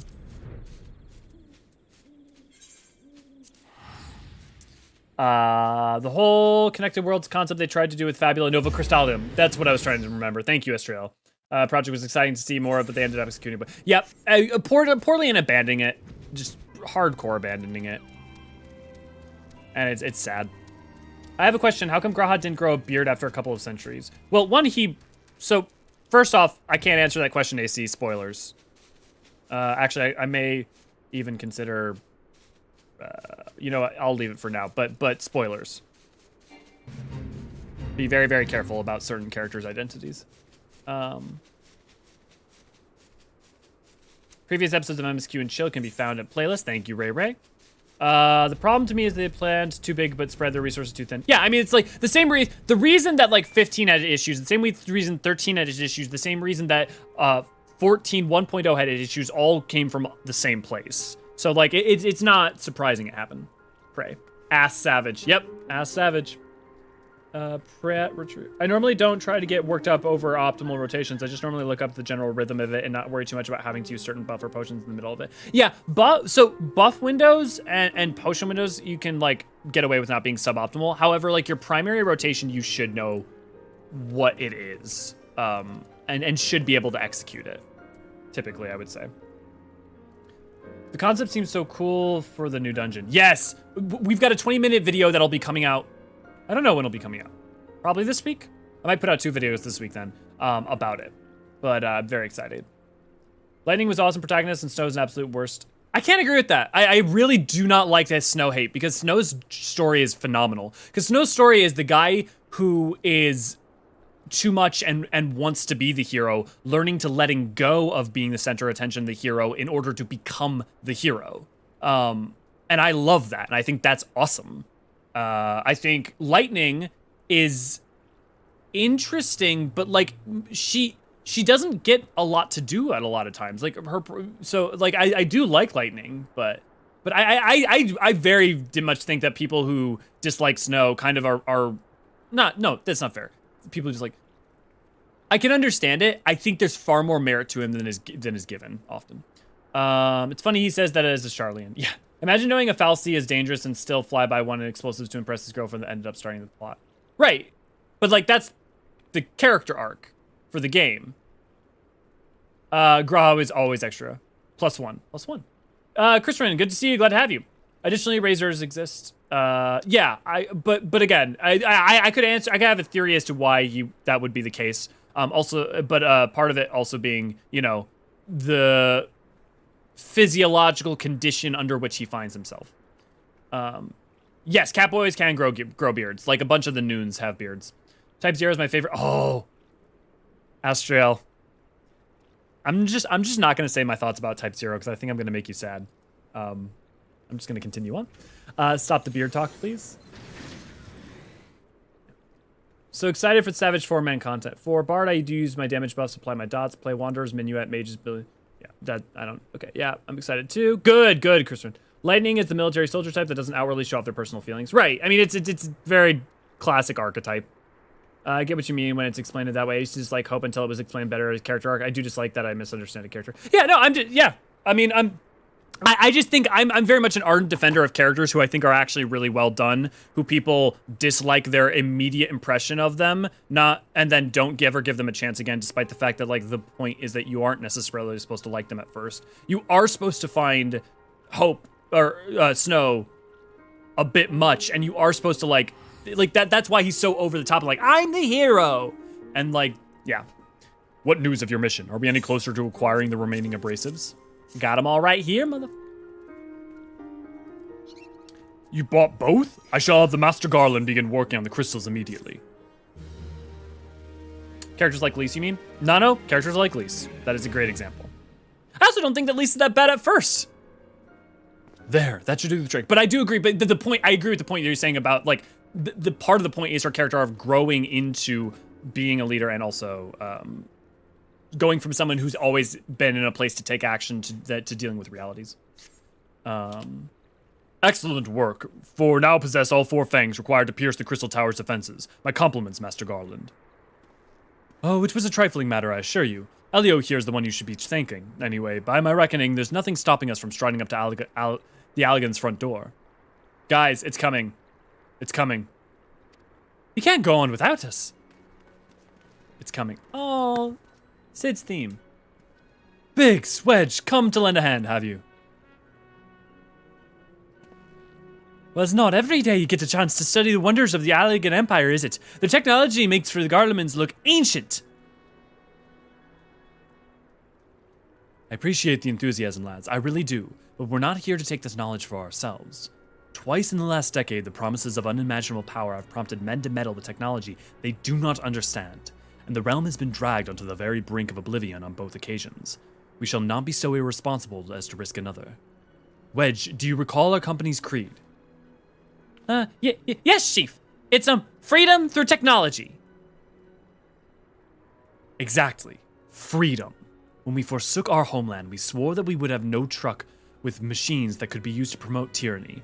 That has not changed. Should you feel tempted to break your oath, then remember this. The wonders of the all-knowing Allagan Empire could not save their civilization, and have damned near doomed ours. Twice. That is why we must explore the Crystal Tower, and if needs be, seal away its secrets.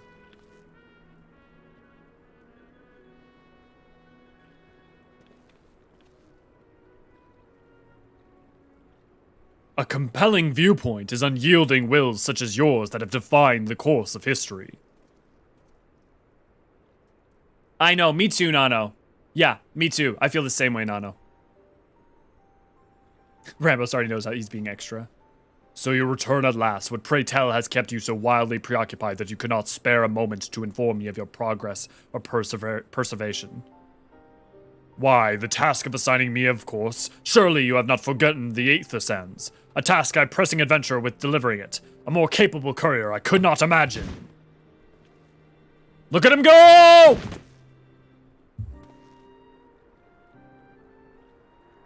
The boy! And he's so extra because he chose to have dichromia. All dichromia characters are extra. You will not. Greetings, adventure. Did I not say that we would meet again? I believe an introduction is in order. I am Graha Tia, one of the students of Baldesion. I look forward to joining you on your groundbreaking expedition. Grahatia has been assigned to the project as an observer. I hope you'll forgive him his eccentricities and welcome him as one of our own.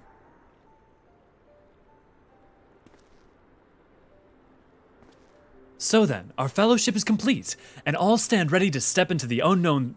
3 cheers for Noah!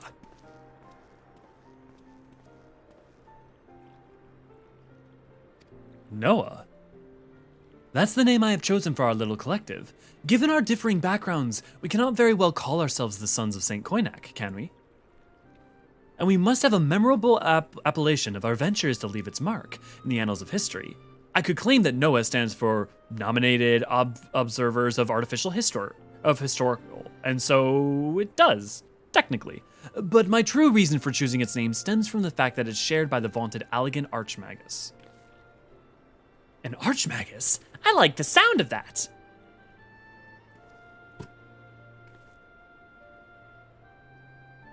Very well. Now the pressing matter of who to call ourselves has been settled. It is time we set forth to brave the other outer defenses of the Crystal Tower. Is everyone ready to depart?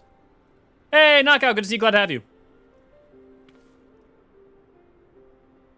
Ready!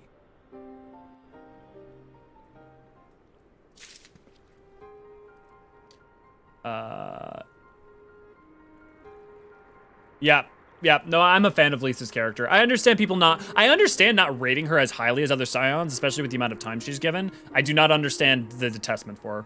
And every argument I have seen, even the well-reasoned ones that I think are well-intentioned and rational and are just wholly unconvincing to me. Lisa wasn't bad at all. Like, immediately understand her naivety. It's not if she wasn't the cast who has it. Remember, Alfino was great. Yeah, exactly, Atelier. Yep, totally. Can't understand. Yep, totally with you, Atelier. The Ironworks theme also, yeah, I love the Ironworks. The boy. Funny enough, I see a lot of characters in the 13th trilogy struggle with more or less a messiah complex, feeling forced into position to be a hero savior of the many of the few. Yeah, I don't think that's unfair. Here comes the boy. Or, here comes the boy. Graha is so extra. Gotta love him.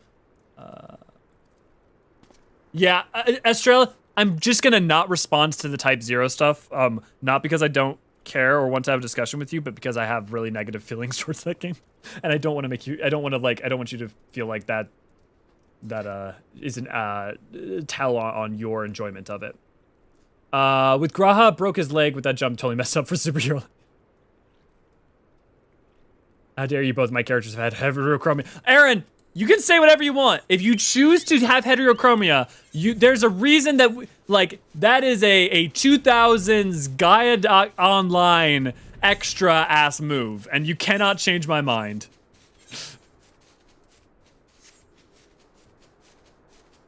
Oh boy, time for the tower? Yes, we're about to get into the tower, actually. Any idea why Graha chose the bow for being a scholarly type? So actually, we have, yes. I have it, yes. So first off, it's worth also noting that, as a scholarly type, there's not what people learn in Charlian is kind of all over the place anyways. Encyclopedia Eorzea. Let me pull up Encyclopedia Eorzea, because there's actually a passage on Graha I want to read for you guys that I think many of you will like.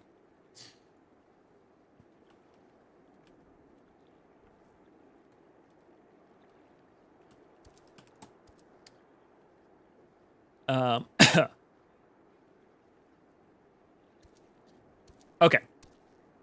So some of this is going to spoil technically some of Crystal Tower. I'm assuming most of you have played at this point, though. So for his line, it is those with unyielding will who define the course of history. Grahatia's bloodline can be traced back to the Third Astral Era, and a figure whose true name has been lost to the ages, known only as Desh. Seekers of the Sun, such as he were but a minor clan from the outskirts of Ilsabard. During the height of the Allegan Empire, Desh was conscripted into the Imperial army alongside his few brethren. The Mikote somehow gained the trust of Princess Selena, and as the era drew to a close, was entrusted with their blood and the secrets necessary to control the Crystal Tower. He survived the Fourth Umbral Calamity, and members of his family have since carried the royal line of Allag. With the passing of ages, the ties to Desh and the Emperor grew thin, with only one child in every generation born with the telltale royal eye of Allag. Graha was shunned because of it, and began to study in Charlian to learn the origin of the trait. Armed with naught save the many stories he inherited from his forebearers, it was this study that saw him admitted to the students of Baldesion. Now 24 years of age, Graha enjoys being outdoors where he will be often curl up under the boughs of shady arbors and read until sunfall. He also has a beautiful singing voice, though he performs mainly those melodies that have been passed down through his family. So, yes, that's technically more bard than archer, but I think it goes along with his identity.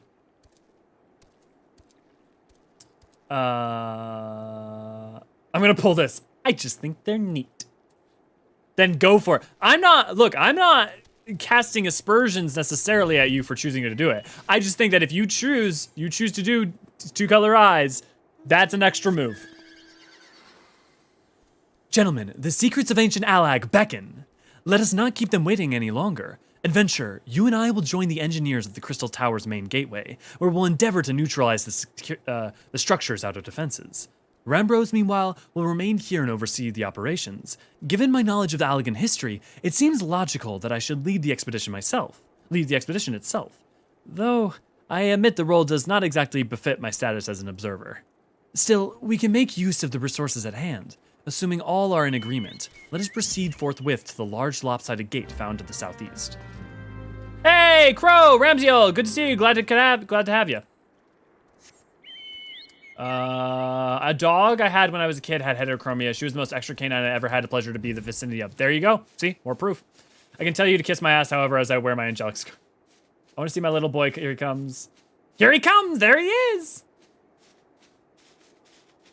No, it's fine. I want to hear it because I probably agree with it. I like to work with it. So, I think Type 0... I'll talk about it some other time. I want to sit down. It's been a long time since I've had to talk about Type 0, and I wanted I do not like spouting any opinion that I do not feel I have thought about in very good, full measure. But just know that I am always of the opinion that even if I dislike something, I would rather other people enjoy it. Graha is a show-off, a showman, a dramatic young man. I'm old. Is extra good? Hello. Good to see you. Yes. Good to have you, Crow. He's Tumblr. He's a government man. The Crystal Tower lies beyond the portal. Now comes the interesting part. Sid, you're the only one of our number who has ever crossed the threshold. I ask that you take the lead for the present.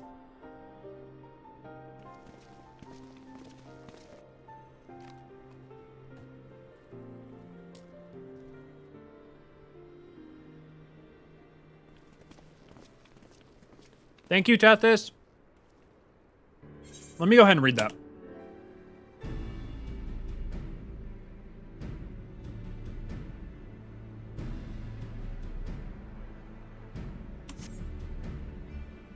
Very pretty.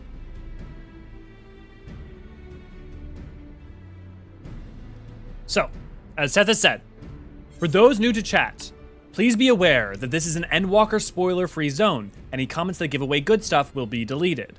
Without prejudice, but they will. Unless they're done maliciously, in which case they will. Now, also, note that, while it is not a Shadowbringers complete spoiler-free zone, please avoid any major revelations about perhaps certain character identities, certain deaths, certain events. Just, use your best judgment.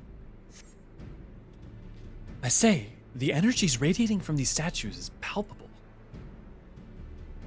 Lucky for us that it is, one might otherwise stroll past them. Feast your eyes on the elemental defenses which prompted our lengthy preparations. These sentinels prevent would-be intruders from advancing to within 20 yalms of the tower's inner reaches. Anyone remember when this whole, prerequisite stuff was, twice as bad?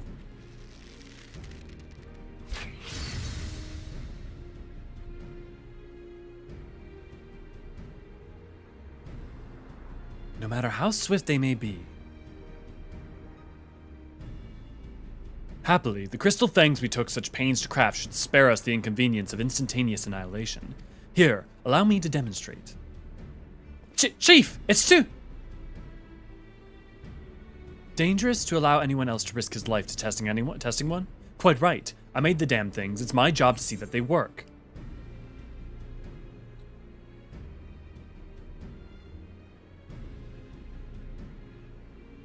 At Ramsdale, I like going further than necessary for the sake of presentation, and Flare can absolutely be a positive thing as seen with our boy Graha.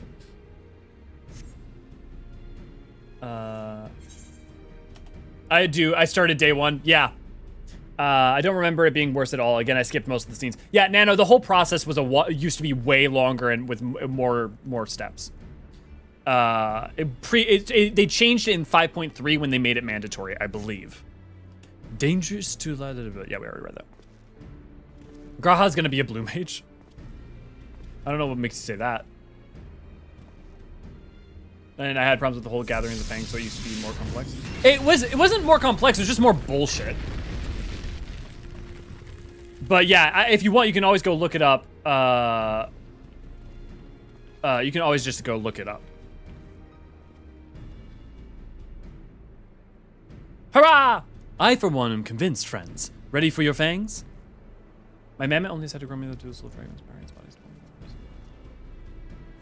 just be aware that I may skip over like stuff that is specifically just about character sharing stuff. Like, feel free to like talk about it with each other in chat if you want. But typically I'll be focusing on reading content or question-related things. Thanks for reading off the encyclopedia. The singing part was the only one I missed, but imagining him humming is really comfy before bed. Yeah. That last part was the biggest thing. The first part was, in some ways, I probably could have just skipped over, and all of that is really in the Crystal Tower stuff, anyways. Really, but that him singing and reading under boughs of trees is just such a lovely little touch, and him only being 24 years old. The last one of yours, old friend, seemed only right. I always wanted to have a playable mammoth race once I saw them. I love robots, even if they're magical robots. Oh my god, that'd be such a nightmare for armor and stuff. To, like, create that. Also, like, well, also it super wouldn't work to be the Warrior of Light as a mammoth. For a bunch of reasons. Graha being 24 makes me feel old. I mean, well, if it makes you feel better, he's technically... well, you know. Depends. Haha! We did it! So much for the outer defenses. Indeed, the entrance of the tower is near at hand. My blood fairly sings with anticipation. Get it? His blood sings. Not because of the singing, but because his blood and the Alganai. Speaking of blood, I have a proposal for the next stage of the expedition. I suggest we wait here while Elio and a hand-picked party of his venturing companions enter the tower. What? Without us? We came here to survey the entire structure. Okay, A New Hope, Luke. We did, and we will, but our investigation must proceed at a more measured pace. If the outside of the place is well defended, can you imagine what awaits us inside? Only a true hero could reasonably hope to brave the hazards ahead and live to tell the tale. Elio here fits the description better than anyone I know. And it is not as if we shall be idle in his absence. While Elio and his companions are risking life and limb to beat us a path into the tower, we can set about analyzing the rubble for evidence of how its technologies function. Your knowledge of ancient lore will be invaluable in the endeavor, historian Grahatia. Do you ever tire of being right, old man? Elio, as it seems I won't be accompanying you, allow me at least to provide some instruction. The maze that surrounds the base of the tower is known as the Labyrinth of the Ancients. During this initial foray, I suggest you concentrate on ridding the place of hostile elements. When you're reasonably certain the maze is secure, contact me via link shell, and we shall join you post-haste, no matter what Master Garland says. Though we would prefer it if any relics of your encounter remained intact, you have leave to do whatever necessary to secure ingress to the upper levels of the tower. Fortune go with you, Elio. Oh yeah, Graha's VA has been in all sorts of stuff. He's a super famous actor actually now. Hey, we finally got the Labyrinth of the Ancients. The most annoying part of me in the whole game was the Corrupted Crystals questline. Well, then I was thinking about playable mammoths. I was still new, so it was way more in the air than worked for. Yeah. Obviously, like if you knew what you know now, it would be different. Knowing that I'm older than Urianger was in AR was especially upsetting. Trace, I say that it ties with Cocktail Party questline. Lady, I love being a healer more than anything, but holy moly, imagine people not doing mechanics. You run out of MP waiting for Lucid, and then people try to tell you how to heal. Love that for me. You know, I've honestly never had anyone give me any shit whenever. Oh, I had one time someone give me shit. I think healing because I didn't Asuna them, and so I rescued them into a hole. Sid, you're not a duty support. Graha, stay behind. Yeah, Graha VA has been a musical, so if you wanted to, they could make him sing. Yeah, I totally think that we'd see that. Kyle, you know what I mean? I'm second aged gamer. Yeah, seasons aged gamer. I love how many of you guys, I sincerely love how many of you guys are seasoned aged gamers, for lack of a better way of putting it. I love having that difference of life experience. I mean, I'm 26, so like I'm clearly a youngin' in different ways, but like on my mod team, on the Archons team, I'm the youngest by far. It's always the beard that makes you look older than you are. It's true. In addition to Graha being the boy, trademark, Graha VA is also the boy, TM, real life. Yeah, Jonathan Bailey is so good. Yes, he is. Graha, but I was gonna go. I also just love how much he has consistently continued to give his all to Graha Tia as a character, though, right?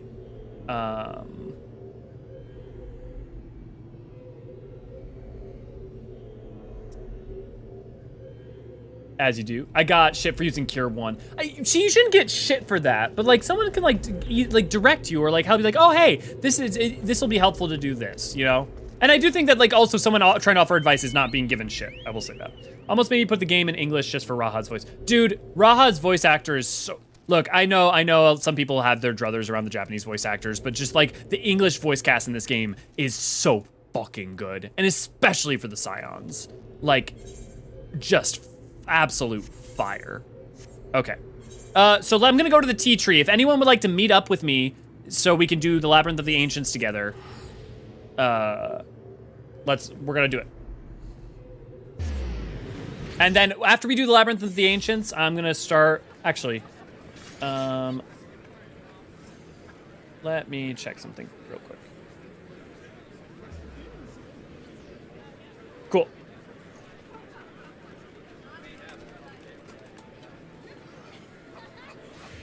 I just need to check something real quick.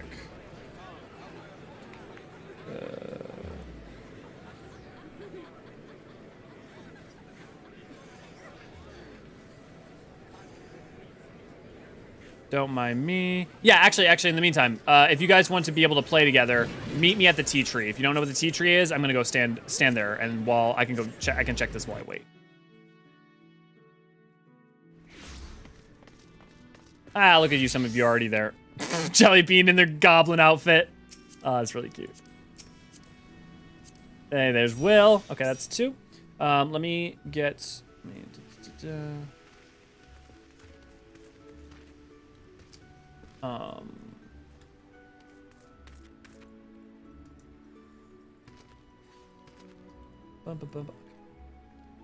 Oh no, okay, we're scheduled to go till 7. Okay, so we've got plenty of time. I wanted to make sure that we weren't scheduled for 6. Hey, Idia, good to see you, glad to have you. I don't know if I said that earlier. Facts, yep. I was going to shock you, I'm 73. Holy moly! Tracy, wow! You're right, that is surprising, and also, thank you. Thank you for spending your time with me, I appreciate it. I know I rarely get shit myself, but when I do, it's usually because someone tries to blame their problems on me. Sometime I would love to sit down with some of you guys who are in the older bracket. God, that sounds terrible. But I would love to hear your story as a gamer, having being able to experience, especially the past 40 years, right? Because you have yes, you've got Pong stuff in the 60s, and yeah, you still got more Pong stuff and Atari in the 70s and stuff, but really, especially those of you who were adults within the early part of the 80s and experienced effectively the NES onwards, what your life experience was like with that. And then on top of that, I'd also, just why watch a stream of 14? What piques your interest in that? I'd love to hear at some point. As in, I rarely get shit myself, but when I do, it usually becomes someone else tries to blame their problems on me. Yeah, just horseshit. As in, the tank stopped going in until he ranted at me. When I realized I was 4 years older than Elio, my knees cracked like a 16th century Spanish war galleon. Sorry, Devins. Tracy, when I'm 70 years old. Oh man, Catherine and Tracy. That's so fascinating. Man, that's really interesting, guys. Thanks for spending the time with me. I say the same for French VA in the game, so good. We'll see Atelier, and then that's awesome if everyone feels like they really love that they're just happy with the that they are happy with let's give everyone an invite. Invite to party. Is this someone here? Is this one of you guys? I don't even know anymore. Let's catch up on you guys real quick, and we'll wait just a little bit longer. I know a person who hates English dub. Actually, they played the whole game in Japanese. For me, they're all okay. Yeah, no, they're all wonderful. Here's the thing. I'm not frustrated by people being like, yeah, I prefer the Japanese dub. I get really tilted when people are like, the English dub is terrible. The Japanese dub's the only way to go. That tilts me a little bit. I'm like, fuck off. Just like, you want to be like, oh, I have a preference? Cool, okay. But you want to be like something else is shit just because it's like, well, Japanese is the only way to go. Then just get bent. I've seen Tracy in a few other XIV streams, and it's always nice seeing the medium isn't completely halted by older generation. Yeah. I can use words to visit Goat Curl if you need one, boy. I mean, you're welcome to join us. I think we probably have. I think we're only one away from being full at this point. If there's anyone nearby who haven't added, go ahead and wave. I love gaming. Awesome. Meet me in our special place. Aw. Silent Hill 2 music starts playing. Quick, jump off the side and get the in-water ending. I know, but I have my game in French, so I need to hear Japanese to have the right feelings, but we'll surely do the in-game plus English. Yeah, awesome. Whatever works for you. Tracy, if I'm able to buy a house or an island, we'll make it second age perfect only member. That would be amazing, Catherine. That would be really cool, just like right next door. Speaking of, tomorrow we may have a guild house. And also, I would like to read off, we have an FC on Crystal Curl. If you would like to come join us, why not get an invite from me or Ray Ray or Tethys? Or I think Tethys can put an invite in. Yeah, I can't really give my opinion for the English VA in the game beyond ARR, but I do believe this slaps hard. Just my French voice is perfect. Yeah, totally. I super support anyone playing their preference. Tempted to create a row and raid the tea tree. Do it! Do it! I have the I mean, look, we all know I have me and my row thirst. I have the utmost respect for our wise and seasoned gamers who have been able to see the evolution of it all, and that's fantastic. Well, and also, like, you would have experienced the complications around gaming not being ascendant in the pop culture. I mean, even the 80s when you had arcades, the arcades ascendant in pop culture to an extent, like, it still wasn't, you know, it must be a fascinating experience. Although I will concede that AR English dub is a bit questionable. Yeah, AR English dub is middling to fair most of the time, with sometimes some good and sometimes some bad. I've noticed in my 20-year-olds playing MMOs, I'm surprisingly a number of players are seniors. It's pretty heartwarming opinion. Yeah, you know what's interesting to Mins though, as much as I am 26, I've been playing MMOs since 18 years, because I've been playing since launch WoW. Sure, lol, fuck it. The streaming bit is simple to answer. I love seeing people's reaction to certain parts of the story. Awesome. I might be late. No worries. I don't want to be like the only Roganon player in the SFC. Yeah, more Roganons. Let's get more rows. I am doing it. Faster, lady! Have it done by the time we get back with Labyrinth of the Ancients. Hey, Vixen, good to see you. Glad to have you. Tuning in while we eat dinner. Nice! I hope you find this relaxing. We're about to do Labyrinth of the Ancients for the first time during story. Space Invaders, Pac-Man. Yeah, exactly. Exactly. Tron in theaters. You know what would be cool? Trivia with scions, like say with each scion is afraid of small lore. So I'm actually in the middle of writing videos on that. So that we'll see stuff like that coming soon. Created. I've been playing since launch. Wow, I still remember excitedly showing my dad an article about Game Informer because our family loved Warcraft franchise. Nice. You know what's interesting? I went into WoW with no awareness of the Warcraft franchise. But and also nobody else in my household played games my entire life. So it was just me. Yosh, Lady Dark Song. I have a Femro and FC hopping over to mobile. I think I'm one of the few Alras around. Ladies in Alra. Although I don't know the ladies in our FC because she's in EU. 1980s Gen Cons went to all gamers. So you were on the cutting edge the whole time. All gamers wanted to have access to now the internal live stream, multi-game raids, etc. Nice, Catherine. I'm a WoW refugees too. I played WoW from 04 to 09. Then I left it. I was playing Guild Wars 2. I played a bunch of different MMOs between that. Guild Wars 2 launched sometime around 2012. I played that hardcore until about 2017, 2018. At which point I picked up Final Fantasy 14 at some point after, and have been here ever since. I'm an Alra on the party. There you go, Justinian. Yeah, well, I'm literally have you selected. Well, I don't have you selected, but I have an Alra selected. You're here. So yeah, we have Alra. I'm like the only Midlander here in my FC. The others are like Highlanders. See, I play a Midlander here on my main. of like 3 years. I haven't met them all, but we did an FC group picture. I never played any Blizzard game, and FF14 was my first and only MMO. Interesting, Nano. I wonder how much of a different perspective that gives you on it. Okay, we're waiting for, who, Richer? Riker? We'll wait for him. I never play. My main is Zayla, but I'll probably make a Femro for the FC eventually. I love how I tell people I'm thirsty for Femros, and then everyone starts making Femros. Even Tethys did it. Even our moderators have been doing it. Yeah, Tracy, yes, as at the discos, I played Space Invaders at home, Atari, Pong. You've been in, Catherine, you've been in it. You were in it from the start, cause that's no slouching. If you're hitting the arcades and you're hitting, you know, the 2600, and yeah, okay. That's cool. That's really cool. So interesting. Then how was the 90s for you? Like, how did progressively, were there points where it dropped off? Were there points where you were kind of pretty much in it? Were you picking up, did you end up hitting hard on any of the specific consoles over in each other, or were you pretty ubiquitous using all of them?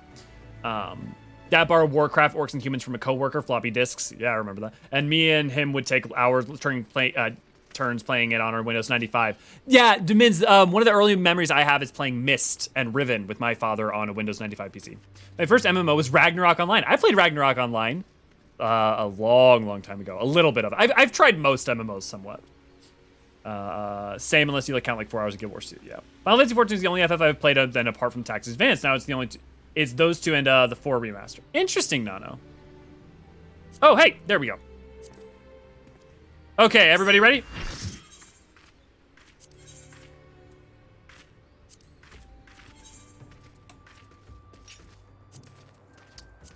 I don't know why I always start clicking on the wrong ones.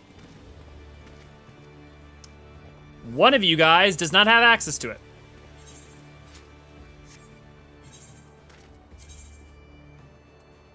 That or does not meet the appropriate gear requirements. I don't think it's me. Yep, average eye level. So one of you has one of you not unlocked the, well, all of you must have unlocked it, right? Do we need to be grouped into lines for this actually? It shouldn't for 8 people. I did not make Femro. I would never. Sorry, Tethys, was it Ray who did it? Tetris was 90s, yeah.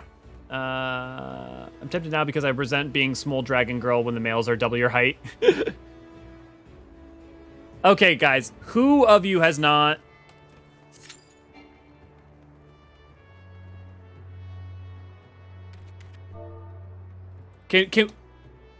So everyone, you need to check your item levels. And then you also, I need you to go in and see if you press U and check if you have Labyrinth of the Ancients. And if you do not check this and confirm, I will have to kick you. 1 tank, oh, we have 1 tank for Alliance. Okay, yeah, Will, do you have anything to switch off to? Yeah. I wasn't looking at that.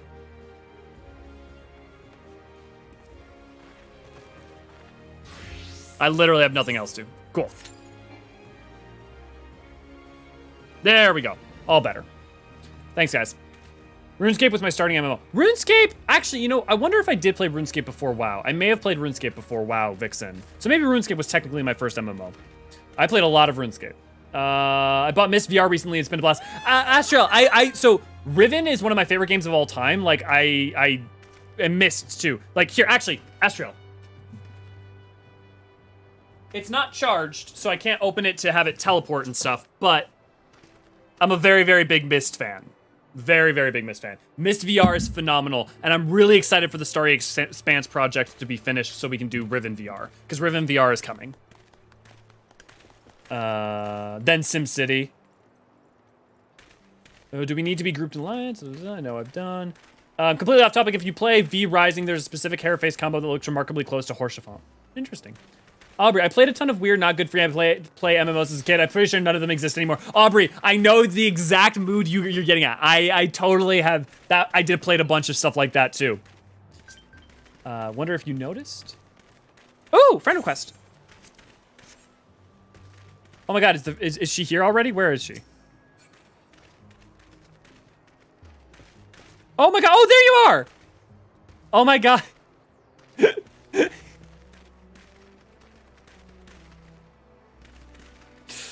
Oh, you look great. Very cute. Very cute. It's not hard to win me over. All you have to do is choose a femro with breast sliders at max. Sadly, that's the most degenerate I get. Star Trek Online was the only MMO I played. I actually never. Star Trek Online was one of the few I never really got around to. Oh, do we need group line? Da, da, da. I'm gonna have to speed up to the best. May keep her. Oh, that's legit awesome. Oh, I'm glad you like the book, Estrella. I hate that I'm tall. Have a good raid. I'm going to bed. Night, Chris Wren. Sorry I haven't missed you. What would you consider the most attractive feature on a Rogan, male or female? Look, if you're gonna ask me, I'm a boobs guy. I don't like. I do like their faces too, and like just their overall, you know, physique. But just like, what you gonna do? Maple Story was my first MMO. Yeah, I played Maple Story too. There were a lot of things that didn't click with me about Maple Story, but definitely I'm familiar with Maple Story. See, everybody likes your femro. I think you gotta keep her. You gotta find some fun outfits for her. I did the same, tons of free-to-play MMOs, some were actually good. Yeah, that's the thing, is like, it was a Wild West, right? And so you might find cool shit, you might not. It was a time. Club Penguin was my first MMO. I played a little bit of Club Penguin. I never could get in games that didn't have combat mechanics, so I never stuck around for any of that. Let's do it, boys! I heard SimCity and now I'm having flashbacks, skipping class in 4th grade to play Sim Tower in the computer lab. Oh, I have memories like that, that's for sure. Guy Online was my first MMO. You and many others. My first MMO was Cartoon Network. Fusion Fall! Oh, I played that too, AC.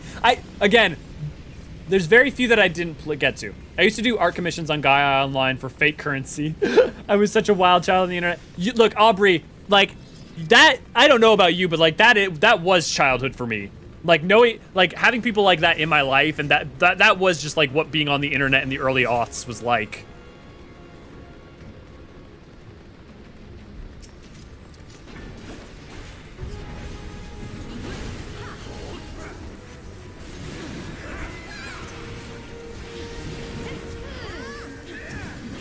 Did I miss any interesting comments up top?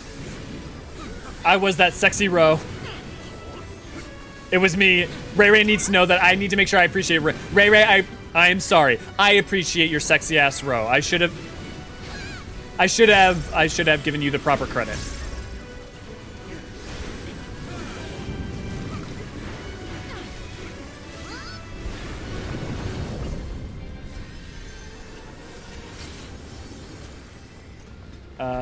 I used to make a guild page layouts with the most laughable basic HTML on Neopets for Neopoints as a kid. What a time to be alive. What a time. Have you ever played Elder Scrolls Online? Elden Scrolls Online or Elder Scrolls Online? My row is also sexy. Your row is also sexy, Atelier. It's true. I'm just sadly remarkably straight. It's very boring. He's just like, nah, he's a good looking dude. Elder Scrolls. Yeah, I did play it. Actually, I was super hyped for Elder Scrolls waiting for it to launch. And I did play it for its first 6 months quite a lot. I used to listen to the Shoddy cast and a bunch of stuff like that. I was very excited for it. I played Norn, but that's because I had always played Norn in Oblivion, in Skyrim. Like, it just always been the race. Or in Morrowind, I played a Norn. But I haven't played it since its first 6 months of release. There's a suggestion earlier, FF in these battles like previous. This kind of gets at the battles in FF3 when you're going up the Crystal Tower a little bit. Yeah, somewhat. It's definitely inspired by a lot of FF3 of Crystal Towers and some parts from elsewhere, but definitely FF3. A friend called Elden Ring Elden Scrolls and stuck with me.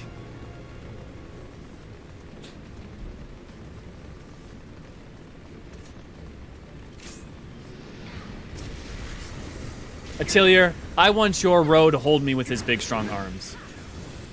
Does that help?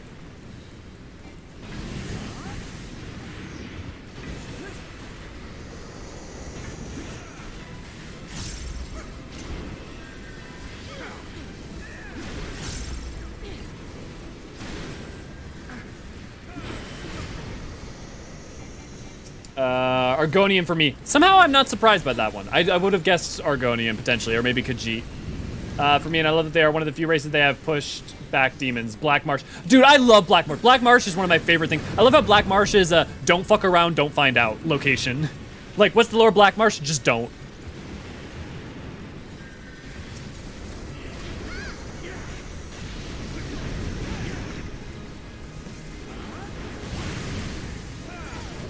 Yeah, Labyrinth is literally one of the dungeons in FF3 that you do before getting the main tower. Yeah. I mean, the World of Darkness with the flood. I mean, literally, there is the World of Darkness in 3.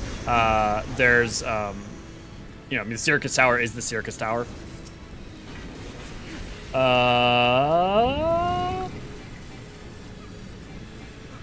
Trace of a Destructomatic and Ultimate Bullseye were my jam on Neopets. So many fun Flash games.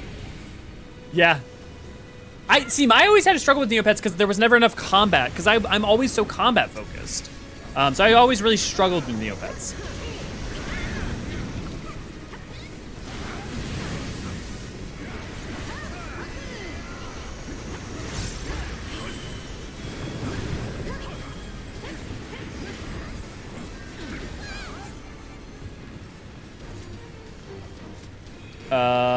You just reminded me I have to fix my HUD for Alliance Raise. It's hogging the upper part of the screen, so I need to move it.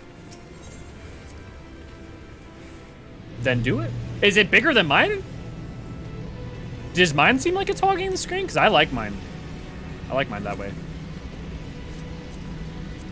I don't need those. Sometimes I miss having to do mechanics in Crystal Tower. Yeah.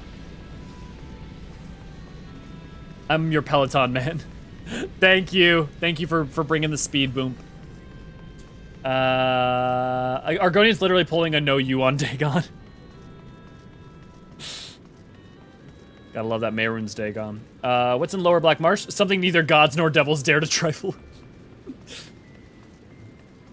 When you take all natural to its extremes. It's a shame, but some old MMOs are gone and no longer online. Yeah. Yeah, it's so hard to imagine some things as being ephemeral sometimes.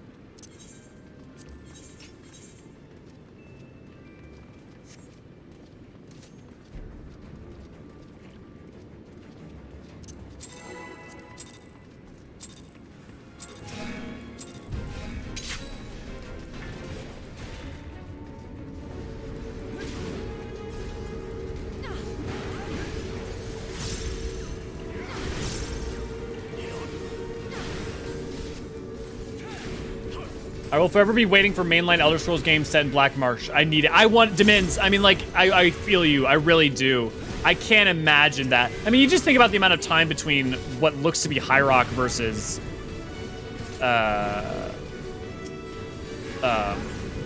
Skyrim, right? And the idea of getting Elder Scrolls 7 in any meaningful amount of time.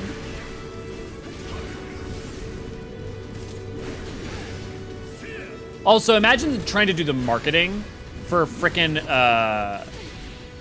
a thing where, imagine trying to do the marketing for a Black Marsh exclusive video game. Still the design of 11's Cloud of Darkness, in which the crossover event had included the mask as a glam. Still forever sad about the potential crossover items from fashion. I mean, hey, it's, you know, that potential's not lost yet. Potential's not lost. I will say I tend to prefer when there's not. I mean, that boundary's already way overtaken, but like I tend to like when the clothing isn't too fictitious with the world as it is. That said, we have so many modern type clothing that I don't think that would. Oh, forever be waiting. Are there any bosses from FF games you think Warrior of Light and Co could take on? I don't know. I think it's more of a question: are there any? Do I think that they couldn't?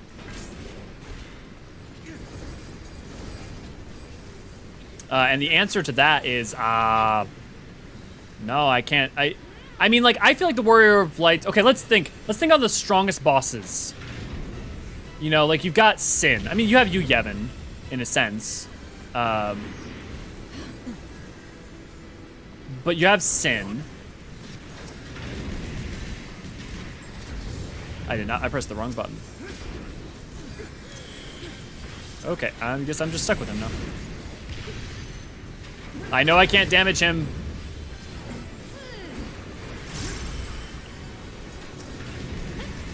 Someone help. Come on, tank from the other team. Well, okay. You know what?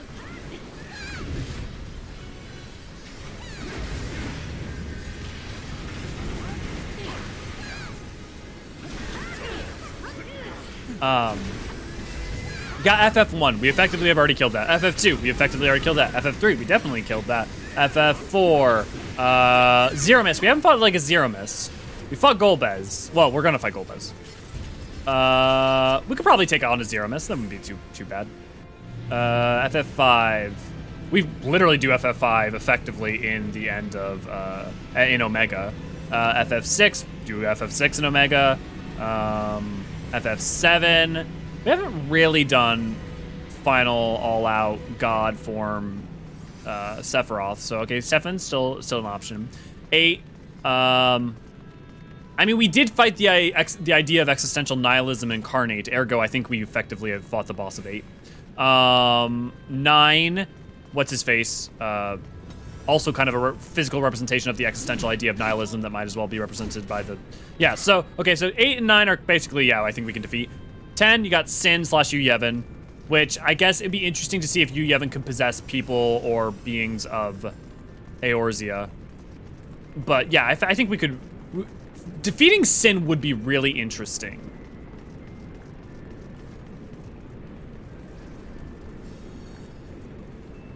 Are people catching up?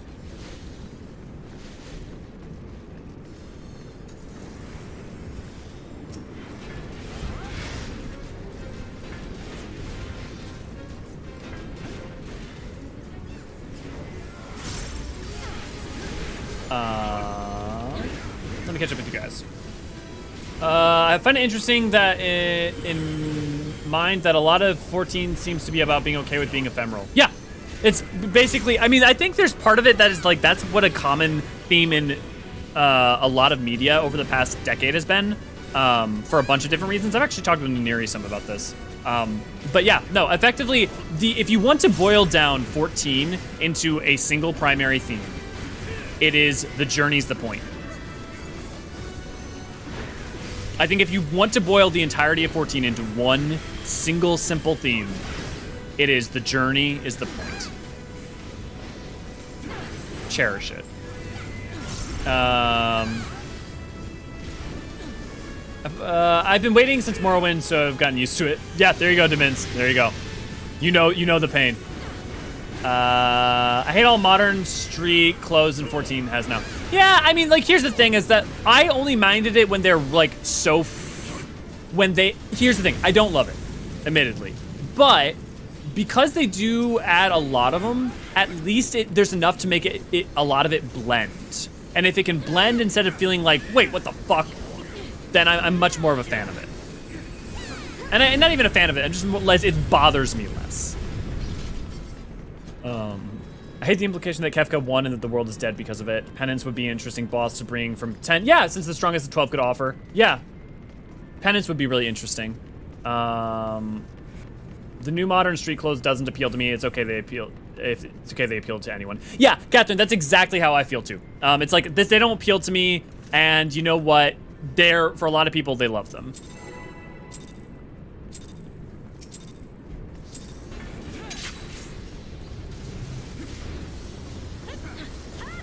So I just try to make my peace with it. There are better hills to die on.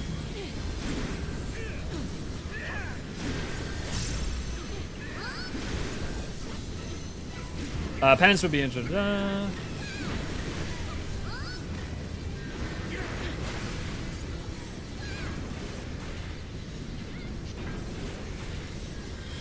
I got a bad feeling about this.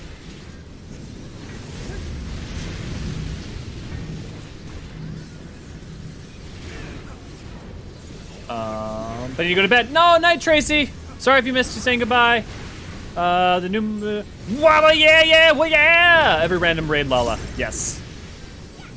I'm here to kill chaos. Chaos! Chaos! Chaos! Buvelza from 13? Yeah! Yeah, Buvelza would be, I guess, like, the thing is, like, Buvelza and the way it ends up being portrayed is so basic ass let's kill God that I'm just also not interested in that fight.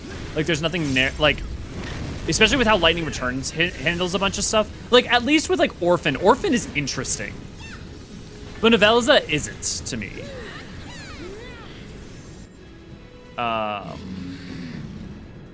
Garland, Sephiroth. Garland, we effectively already do fight in Omega. Ultimecia. I mean, the thing about Ultimecia is, like, especially with how that game freaking ends, she's not necessarily the big bad more than it is just like, I mean, she is, yeah. I don't know that there's that much to say with 8. What if Golbez takes off his helmet in the next story patch and it's Sephiroth just to throw us all off? I mean, if you mean like literally Sephiroth from 7, I would be incredibly frustrated and sad and like, no, please don't do this.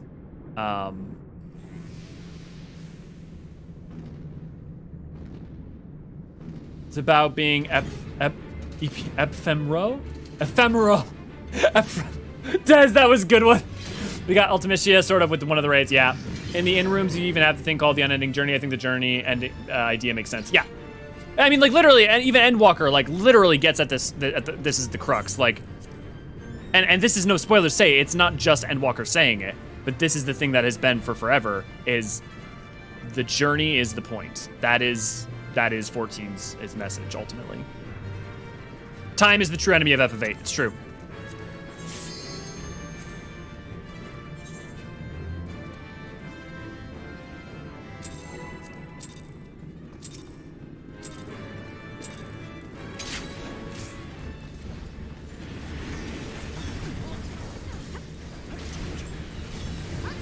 For anyone who doesn't do Crystal Tower and know this, you want to pull him away from center because it will give you more time for when he goes to do his other, for when he has to walk back to center for people to get there.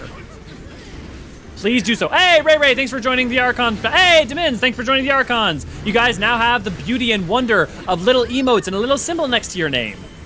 It only costs $1 a month, I think, in order for you guys to become members on YouTube. We'll give you little emotes, little icons, and access to our once a month QA live streams where we just answer questions. Those are also accessible by being a patron. Necron for showing up. Oh no, I super support Necron because Necron's built up thematically. Hey Cal, thanks for becoming an Archon. I actually quite love Necron because I think the personal foe you do get to fight and is already a part of it, but he is a physical embodiment of the manifestation of existential dread and nihilism. So he is, I think he serves, him showing up shouldn't, it's not that his existence isn't a little bit like, what the fuck? But because of thematically what he's there to do, I have no problem with it. Yes, I know, they're additional, not multiplicative.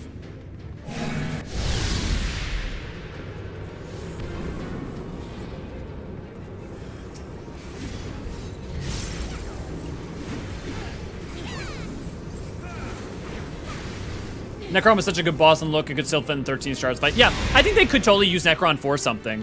I just know that, like, there's no reason for me to think that, like, the Warrior of Light could not fight him.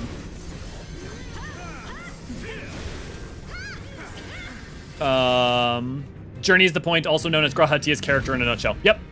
I mean, like, that's the thing is they express that idea through a bunch of different characters in different ways at different points.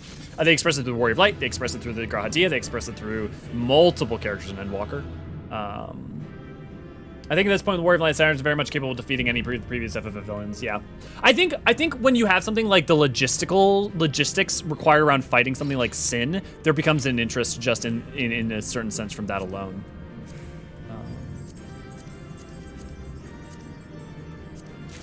Well, at least I got one tank part.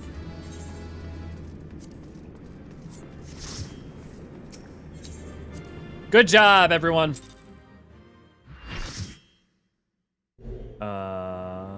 Time is the true enemy. Orphan as a boss looked cool in all its forms. Yeah, Orphan's super interesting. Elio, I agree about the theme. The thing about the thing is in this game is my favorite thing to do is the one that's the key to all of it in so many ways. Yeah, and if you listen to Endwalkers, you've heard me say this as much too. Ho there, Elio.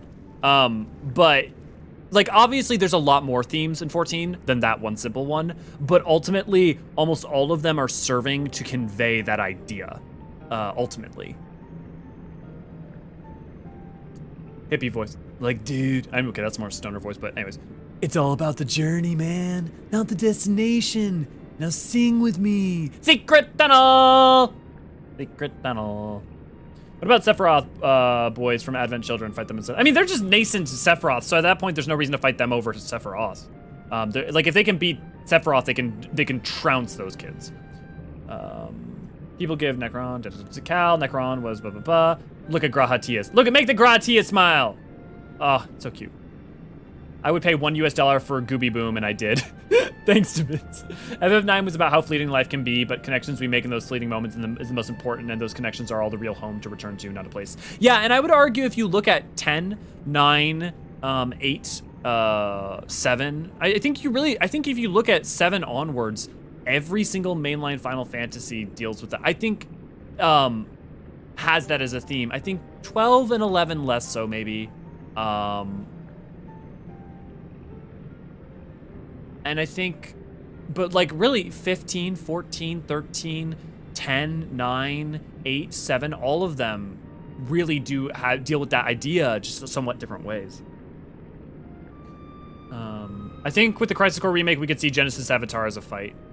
I can imagine them not ever putting Genesis in 14 ever because they don't want to worry about Gact likeness issues which were a major headache for Crisis Core for forever. Beans, nothing for me, oh well. I'm glad I'm not the only one who wasn't bothered by Necron. Basically, your reasoning for his existence totally makes sense to the theme of fun.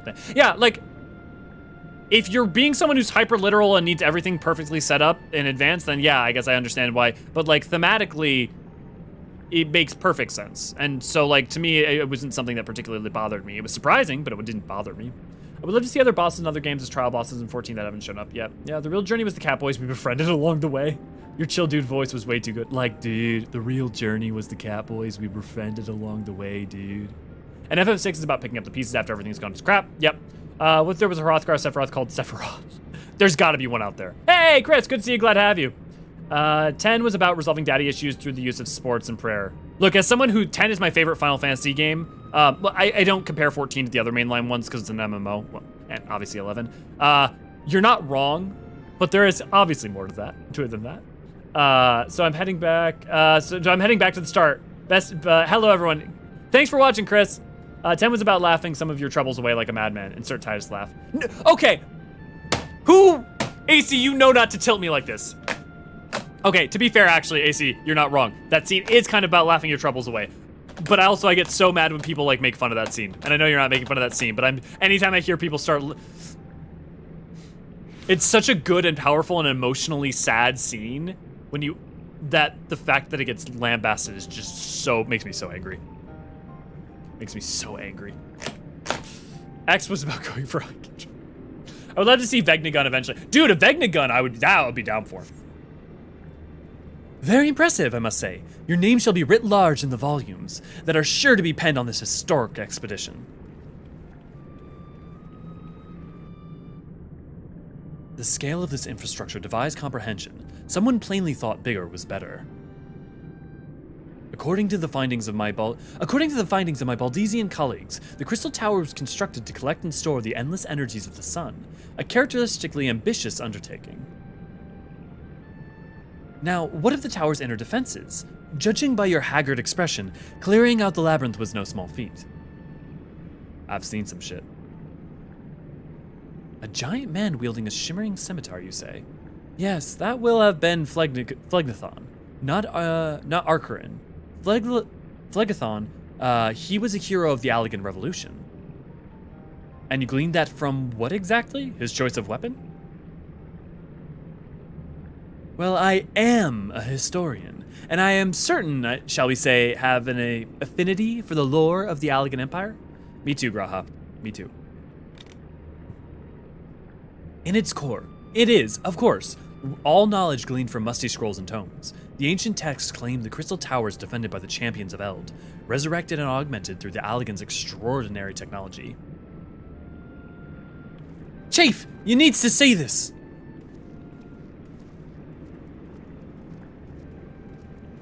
It goes good, Auroria. It go good.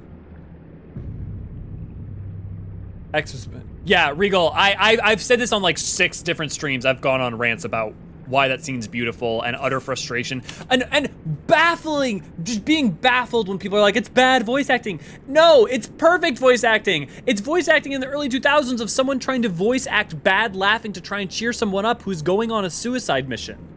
Like, it is so intentional and specific and clear in that scene. I don't know how you can misread it. On April Fool's, they should make a boss fight against the Primal Titus. Taking a break. Am I bad for liking some of the Will story?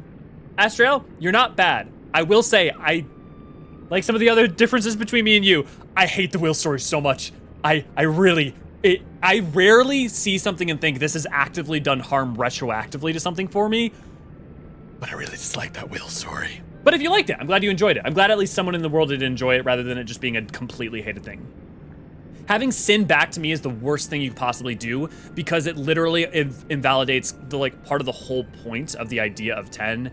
Some people would want Sin back to profit off the misery it causes. We got that with Bavel pretty much. Yeah, that idea in and of itself is not entirely bankrupt. I just think it's so not the story 10 was about or trying to get on about.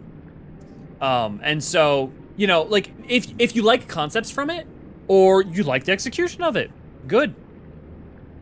I did not. It makes me feel better. I totally understand your passion over the scene in FFX. I found super weird how people harp on it for 2 wrong reasons, yeah. And 5 is so self-aware about its cheesiness, it's funny. Yeah, man, skipping this, I had no idea that the students at Baldesion were even set up this story. Students at Baldesion are set up during 2.0. They're referenced in 2.0. Graha, you're laying on the complaints a little too thick, boy. Nerd. I love that Titus' laugh scene for what it represented. It was a legit good scene that fit the whole game tone, yeah. For 16, part of me wishes they get a main antagonist that resembles Garland, Golbez, or Exodeth, just someone the most ornate and iconic looking armor possible. I mean, hey, hey, Asher, good to see you, glad to have you. We may get something like that. Final Fantasy X had horrible voice acting. Tess, why you gotta hurt me like that? Final Fantasy X had horrible voice acting. Thanks, Tethys. Thanks for the $2. Okay, I said it. Because people enjoyed trolling even in that time. Unfortunately, people ended up taking the laugh alone as a genuine attempt at a real laugh. Oh, believe me, a lot of the story is stupid and how it resolves the stuff like with Eunice and Titus release. Yeah, okay, here's what I'll say, Astro. I think probably the biggest problem is every piece, I think 10-2's fine. I think 10-2's really good fan fiction. That's how I see 10-2. And I enjoyed 10-2. But I don't tend to like think about it too much as a sequel. Like it is, and I can enjoy it as one, but Will's and also that light novel, I just feel so completely misunderstood and misrepresented so many of the characters that it was hard to even tangibly enjoy any other idea in it. Or how Titus become a monster as he learns how to, yeah. I think that we're probably on some of the same. If then your point is that there were aspects of it that you found interesting and compelling as a fundamental idea, for instance, the idea that people who had known that kind of control would need some sort of control again, yeah, I think that's a fundamentally interesting concept. Oof, ouch, electricity outage. Oh no, at least you're welcome came back. Tethys, fastest band challenge 2022. Yeah, I remember what my recent playthrough being baffled when Amelia called upon a certain someone during an airship trip. I was like, wait, what? Yeah, Nano, yep. How can I ever forget Final Fantasy X Will's epic scene where Titus dies from accidentally kicking a blitzball-shaped bomb? Look, Will's is really bad. Will's is really, really bad. X2 did a decent job of doing a spin on Charlie's Angels. All that was missing was the explosions in the background. Absolutely. X2 is our look into the real Yuna. She wants to have fun, but forced into such a modest role. It's girly because she wants to be a girly, not a suicide summoner. Yeah. No, I love Yuna's characterization. I love the character stuff in X2. I just think X2 in a whole is like, what if someone took 10 and wrote really good fan fiction of it? Which I don't mean as a criticism. I just mean like that. I feel like that's the vibe. Well, there it is, the foot of the tower. What surprises do you have if we're in store, I wonder? For us, I wonder. I can't tell you how glad I am to have you with one of on this little jaunt, old friend. Had you not beaten a path through the maze, I very much doubt we'd be standing here now. Well, and we have much to discuss and digest. Let us retire to St. Coinac's find for the present and there plan our next step, lest there be any doubt our expedition has some way to go yet. Oh, Graha.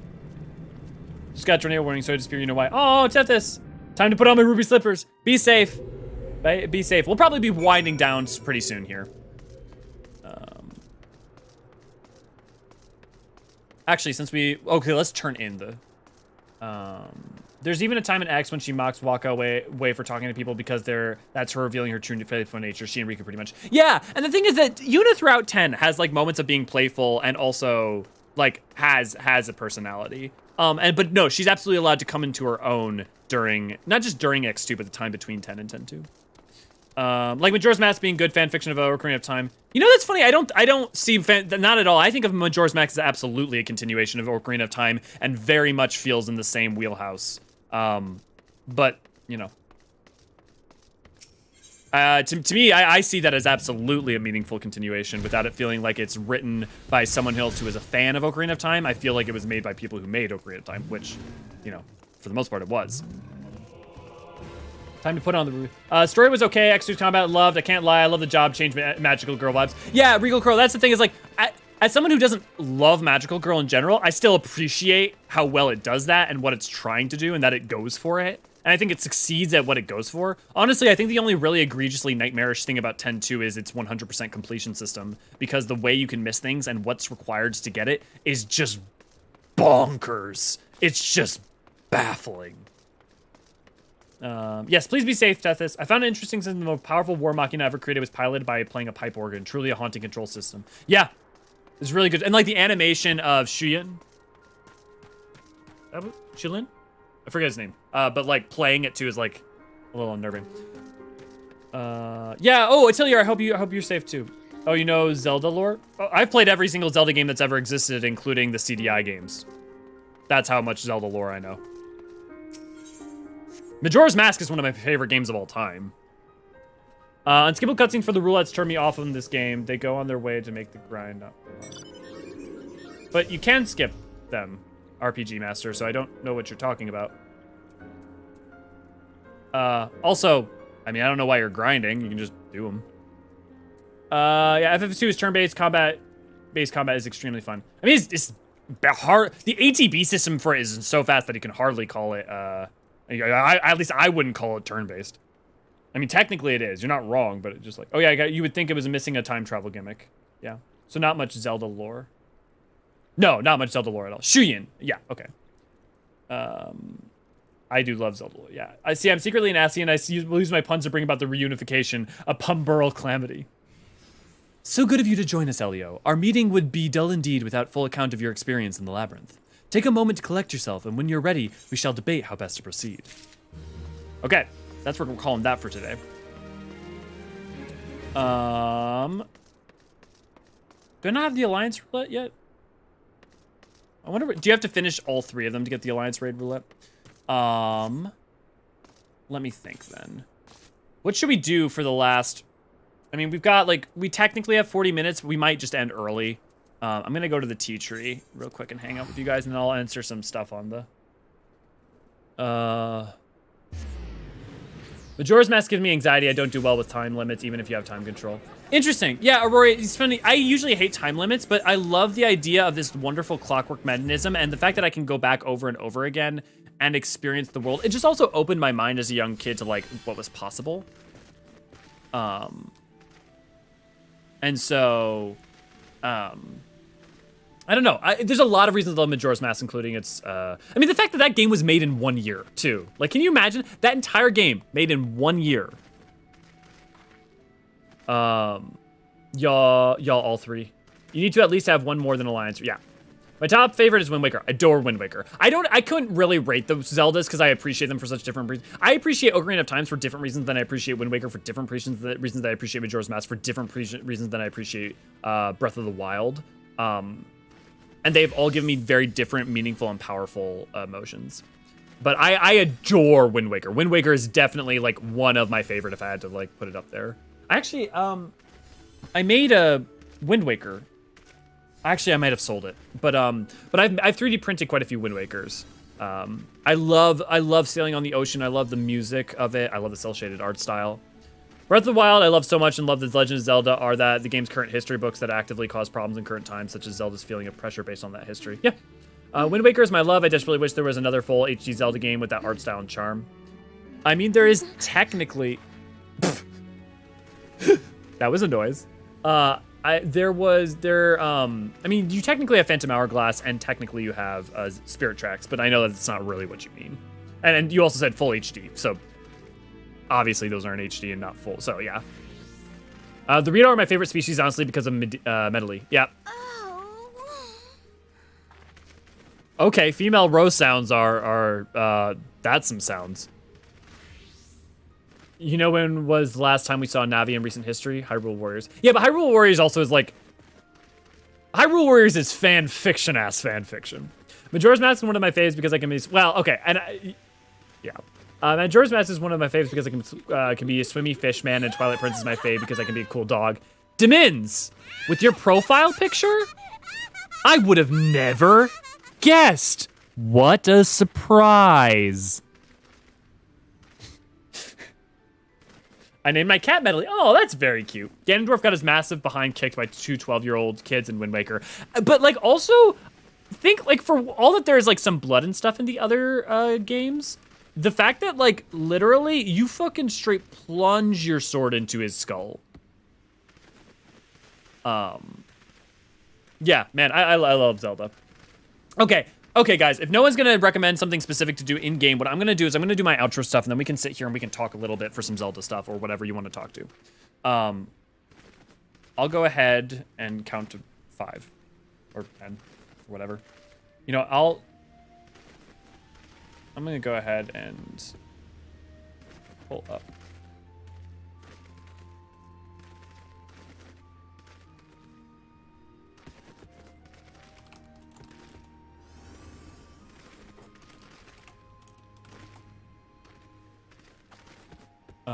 Okay. Well, if no one's got anything, I'm gonna do the outro stuff then.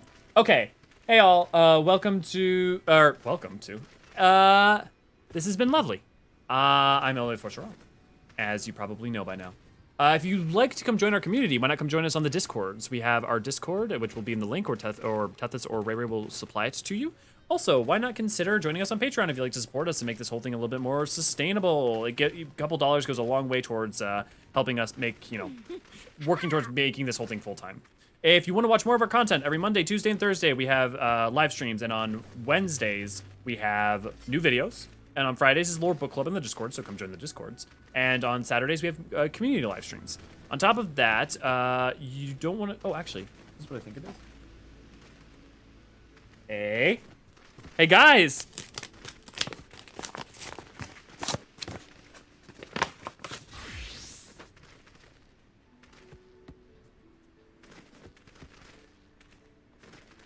Stickers.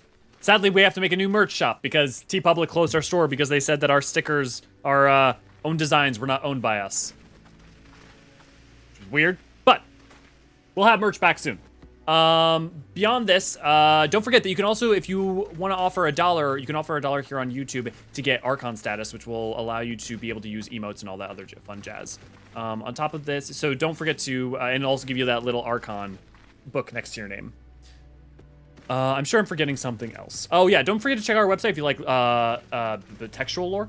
If you like written lore, where Neri writes all the articles. You can also listen to our End Talkers and Lore Talks over on Spotify, where we have all of our podcasts up. And yeah, I think that's everything. Yeah, cool. Let's go ahead and then talk about some Zelda stuff with you guys for a little bit. If you guys have any things you want to talk about with Zelda or whatever. I want a Jeep Wrangler and I want to name it Min. I know it's shocking. Guess which Zelda game started me on the path to having a cartoon wolf avatar, and you'll get $10. The Wand of Gamelon. Am I right, Demins? Technically, Ganondorf got his act kicked by a 10-year-old. More like Ganondork. Nailed him. Sweet. Stickers! I'll slap one of those on my computer. Well, we'll try to get them back in the shop soon. We just have to figure out a new shop that won't cancel our account. Link is the strongest 10-year-old in existence. He does have the Triforce of Courage. Stickers. Oh, Jellybean, I love your new picture. That's very cute. Nailed it. Everyone knows the Wand of Gamelon is the Zelda game for furries. Squadala, we are off. I wonder what's for dinner. Dodongos. Link, my boy. Die! You must die! Cora, die! I think I watched too much YouTube poop as a kid. Twilight Princess went hard with how dark it would get. You know what's interesting? Which ones are the darkest for everyone is always different. Twilight Princess was one of my favorite Zeldas because of how she showed herself in the game. She was one of the more serious incarnations. Yeah. Actually, I think it's interesting because I think a lot of them are all serious. I just think that they're like, yeah, the surrounding game affects their tone. Deadpool, you want to say hi to the stream? She wants to say hi to you. You want to come here? Come here. Come here. Come here. Oh, you don't know what to do because I'm close enough already. Come here.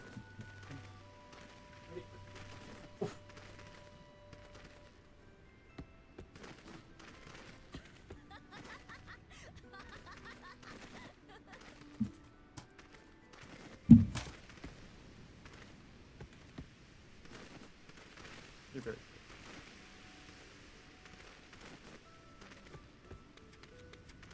Went down?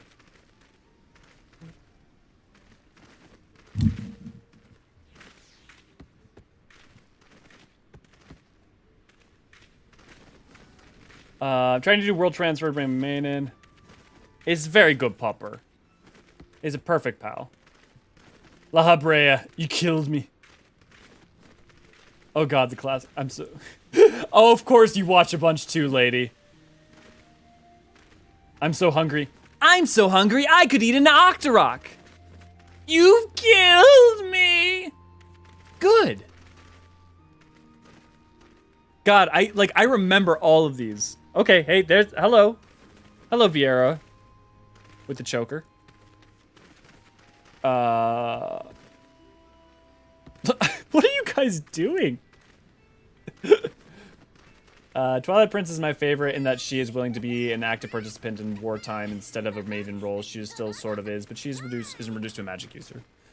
You know, it's interesting because I do think you look at, for instance, I think you look at Ocarina of Time, though, Zelda, and if anything, she's the most proactive in becoming Sheik. But, that said, I do hear you on that one. How do you get the game to do the random camera thing? Oh, that's iCam. So one, you can just leave it laying for a long time, or you just do /iCam. Hey, Atelier, thanks for joining. Also, Jalali, thanks for joining and becoming an Archon. Sorry, it took me a second. Oh, right, shit, I forgot Sheik was Zelda. Yeah, I mean, no, I mean, it's good. I just, like, in terms of, like, the most active Zelda that is the most proactive member, like, Zelda is probably Ocarina Zelda. Ironically. She does get damseled, to be fair, but, like, you know, not until the very end.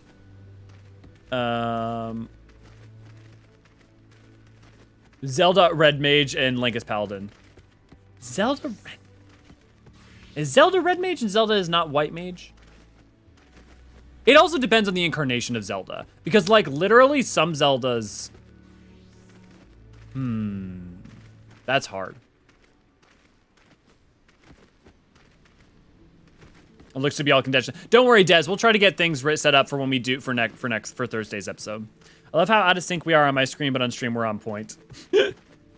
I wish they had canonized some of the manga stuff. Some of the manga stuff, though, I think takes away from the mystery. So, like, if they canonized the Majora's Mask manga, I'd be a little sad. But, and also some of the manga stuff actively conflicts with some of the other stuff. But I do understand the desire. Spirit Track Zelda is with you all the way through. Yeah, that's a good point, Des. Although, here's what I would say about that one, though, is also that she's, like, rendered onto spirit form. And I don't know that that definitely does matter. You know, I think that counts. Yeah, that's a good argument, Des. I like that. Wind Waker has my favorite personality for Zelda. I do love Tetra. I do think she gets a little diminished when she becomes Zelda, but I do love Tetra. Actually, the most proactive Zelda is the Wand of Gamelon. Atelier, I know you Wand of Gamelon. Okay, no, it's not the Wand of Gamelon Zelda. It is actually Zelda. From Zelda, the third CDI game that no one talks about. Because the entirety of that game you are playing as Zelda, whereas in the Wand of Gamelon Zelda, there are points at which the narrative is taken away from you is allowed to focus on other characters. When the Zelda version of the Zelda game, it is just her the whole time, no question, every moment is just her. Volvagia as a manga made me sad. Yeah, not that the mangas aren't great or gotta have good stories. I'm just like, yeah. There's Tetra, the Pirate Zelda, yeah. The most proactive, I'll save. Breath of the Wild Zelda was the first one who wasn't like the others. She's got a backstory. She was also a scholarly type and not so much the magic one compared to the others. Yeah, I think the most nuanced Zelda by far is the Breath of the Wild Zelda. That's for sure.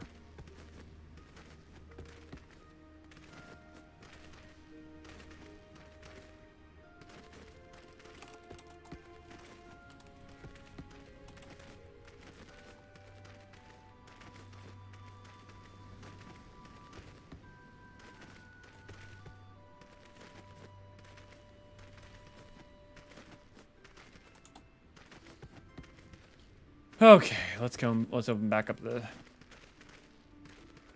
Tethys, I'm glad you're safe. I'm glad everything's well. No tornadoes. I still love Tetra's side-eyed wing to Link before stuffing him to a barrel catapult. Gorons are damn. They be thick, boy. That's a thick-ass boy.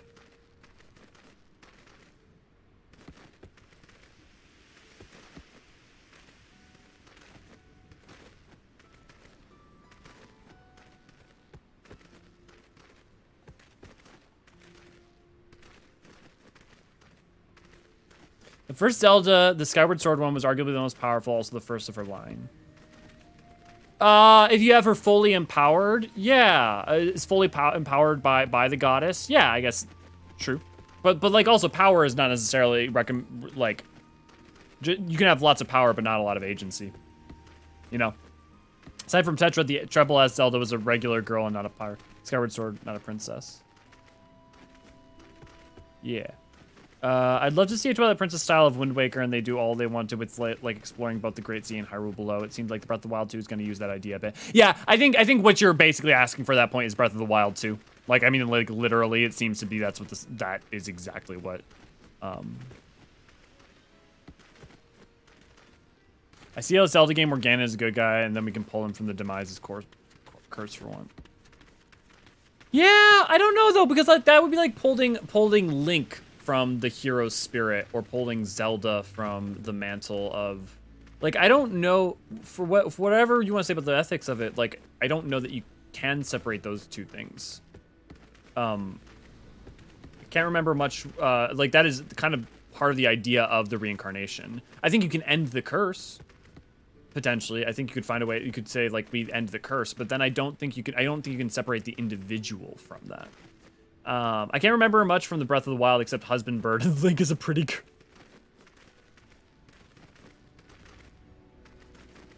You're not wrong.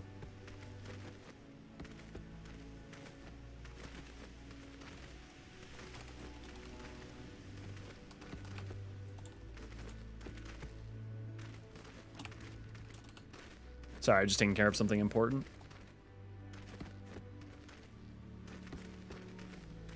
I don't know. Demise's curse is powerful. Not even gods can break it. It's going to be hard to break. Yeah, no, I'm not saying it, I'm not arguing about whether or not it can break. I'm talking about from a narrative standpoint, whether or not how that would manifest. Ganondorf is such a tragic character in that he isn't really in control of his. No, I mean, here's the thing. It's a curse holding all three of them hostages that having Ganondorf good could end Said curse through unity.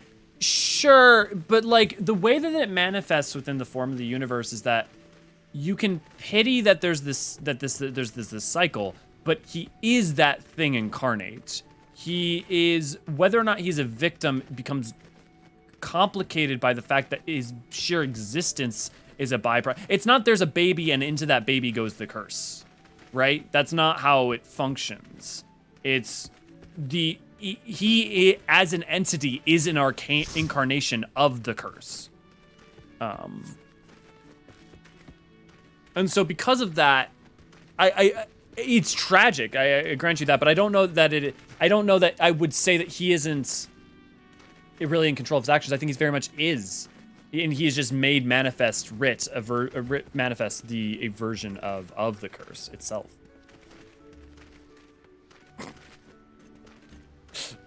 Tethys just be trolling.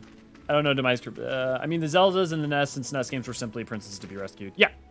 Ganondorf could reasonably find a way to be free from the curse, but just know that by the nature of it, whatever evil rises, it will follow goddess blood and hero spirit. See, but I you know, okay, here's the thing. Let's take that, what you guys are saying at face value, that you can remove it from him. I would argue that what we're shown is that these incarnations, these people are reincarnations of these representations, not just people who are sheer inheritors of something into themselves. The thing that they inherit into themselves are the Triforces. Like, those are things that they can be born without and then take onto themselves. But like, their representations are a continuation of, yeah. I like the idea of the curse just manifesting in and being, instead of Ganon solely himself being, bring me Vadi again with Demise's power. Yeah. As for Ganon, the curse may run not through him, but through the Triforce of power itself. I don't know why we would suggest that, though, because, like, literally, Demise's curse is about cursing his, like, you know, rage will follow. I don't see him cursing the Triforce. I see him cursing an incarnation of his wrath. Like, literally, what's the line? An incarnation of his wrath, right? Ganondorf is not just a thing afflicted with his wrath, but an incarnation of it. As for Ganon, the curse may run not through, yeah.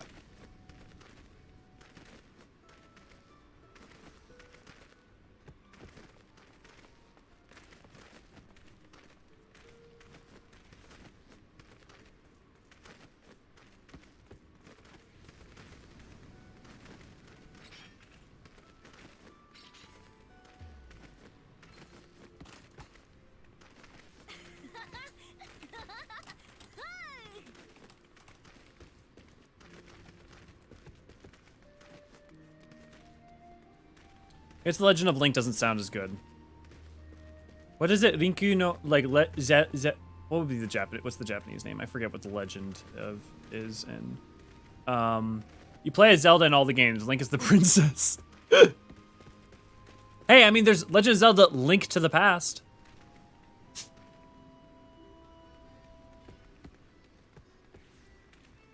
Okay. I think I'm gonna start heading out here. I got something that's important to me to take care of. Zelda no Densetsu. Oh, right, duh. Thanks, Atelier. Yeah. Rinku no Densetsu. No, Rinku no Densetsu is not really better than Zeruda no Densetsu. So. Yeah, I don't know. I'm sure someone on the development teams have spoken on this already. Okay, guys. This has been lovely. The Triforce is a tool. It's not tied to the curse. It's specifically tied to Zelda's bloodline. Here's what, yeah. Oh, in Oracle games, it's like the implication that maybe the goddess chose to do what Hydaelyn did and become immortal to understand them better in one time. Yeah. I'm gonna head out here. Lovely seeing you guys. I'll see you on Thursday, and we'll finish off the final 2 parts of the Crystal Tower. And get some good lore on that. Maybe afterwards I will sit down and start talking about some of the entries in Encyclopedia Eorzean Volume 1 afterwards, so that we can double down and make sure that we all are investigating the history, because it's very, very important in understanding the broader context for the world. Also, we've got a Twitch. Don't forget to come follow it if you want us to be able to go do fun things. I know some of you guys joined us for We Did Party Box. The plan for the Twitch is going to be exclusively things that are not Final Fantasy XIV related. So it's going to be like, we're going to do our Final Fantasy, replay all the Final Fantasy games on it, and as well as we may do just very free, fun events to play things together. We had a very, very, very raunchy game of Jackbox Party Box going on for Jackbox Party Pack, yeah, going down. During the 4th of July yesterday. So you may enjoy that. Just saying. Thanks for the take care of. Yeah, absolutely. Thanks for the invite in the show. Yeah, absolutely. And remember, you can always contact me or our mods or anyone else on the Discord as well. So hope you guys all have a lovely day. I gotta do what's important to me.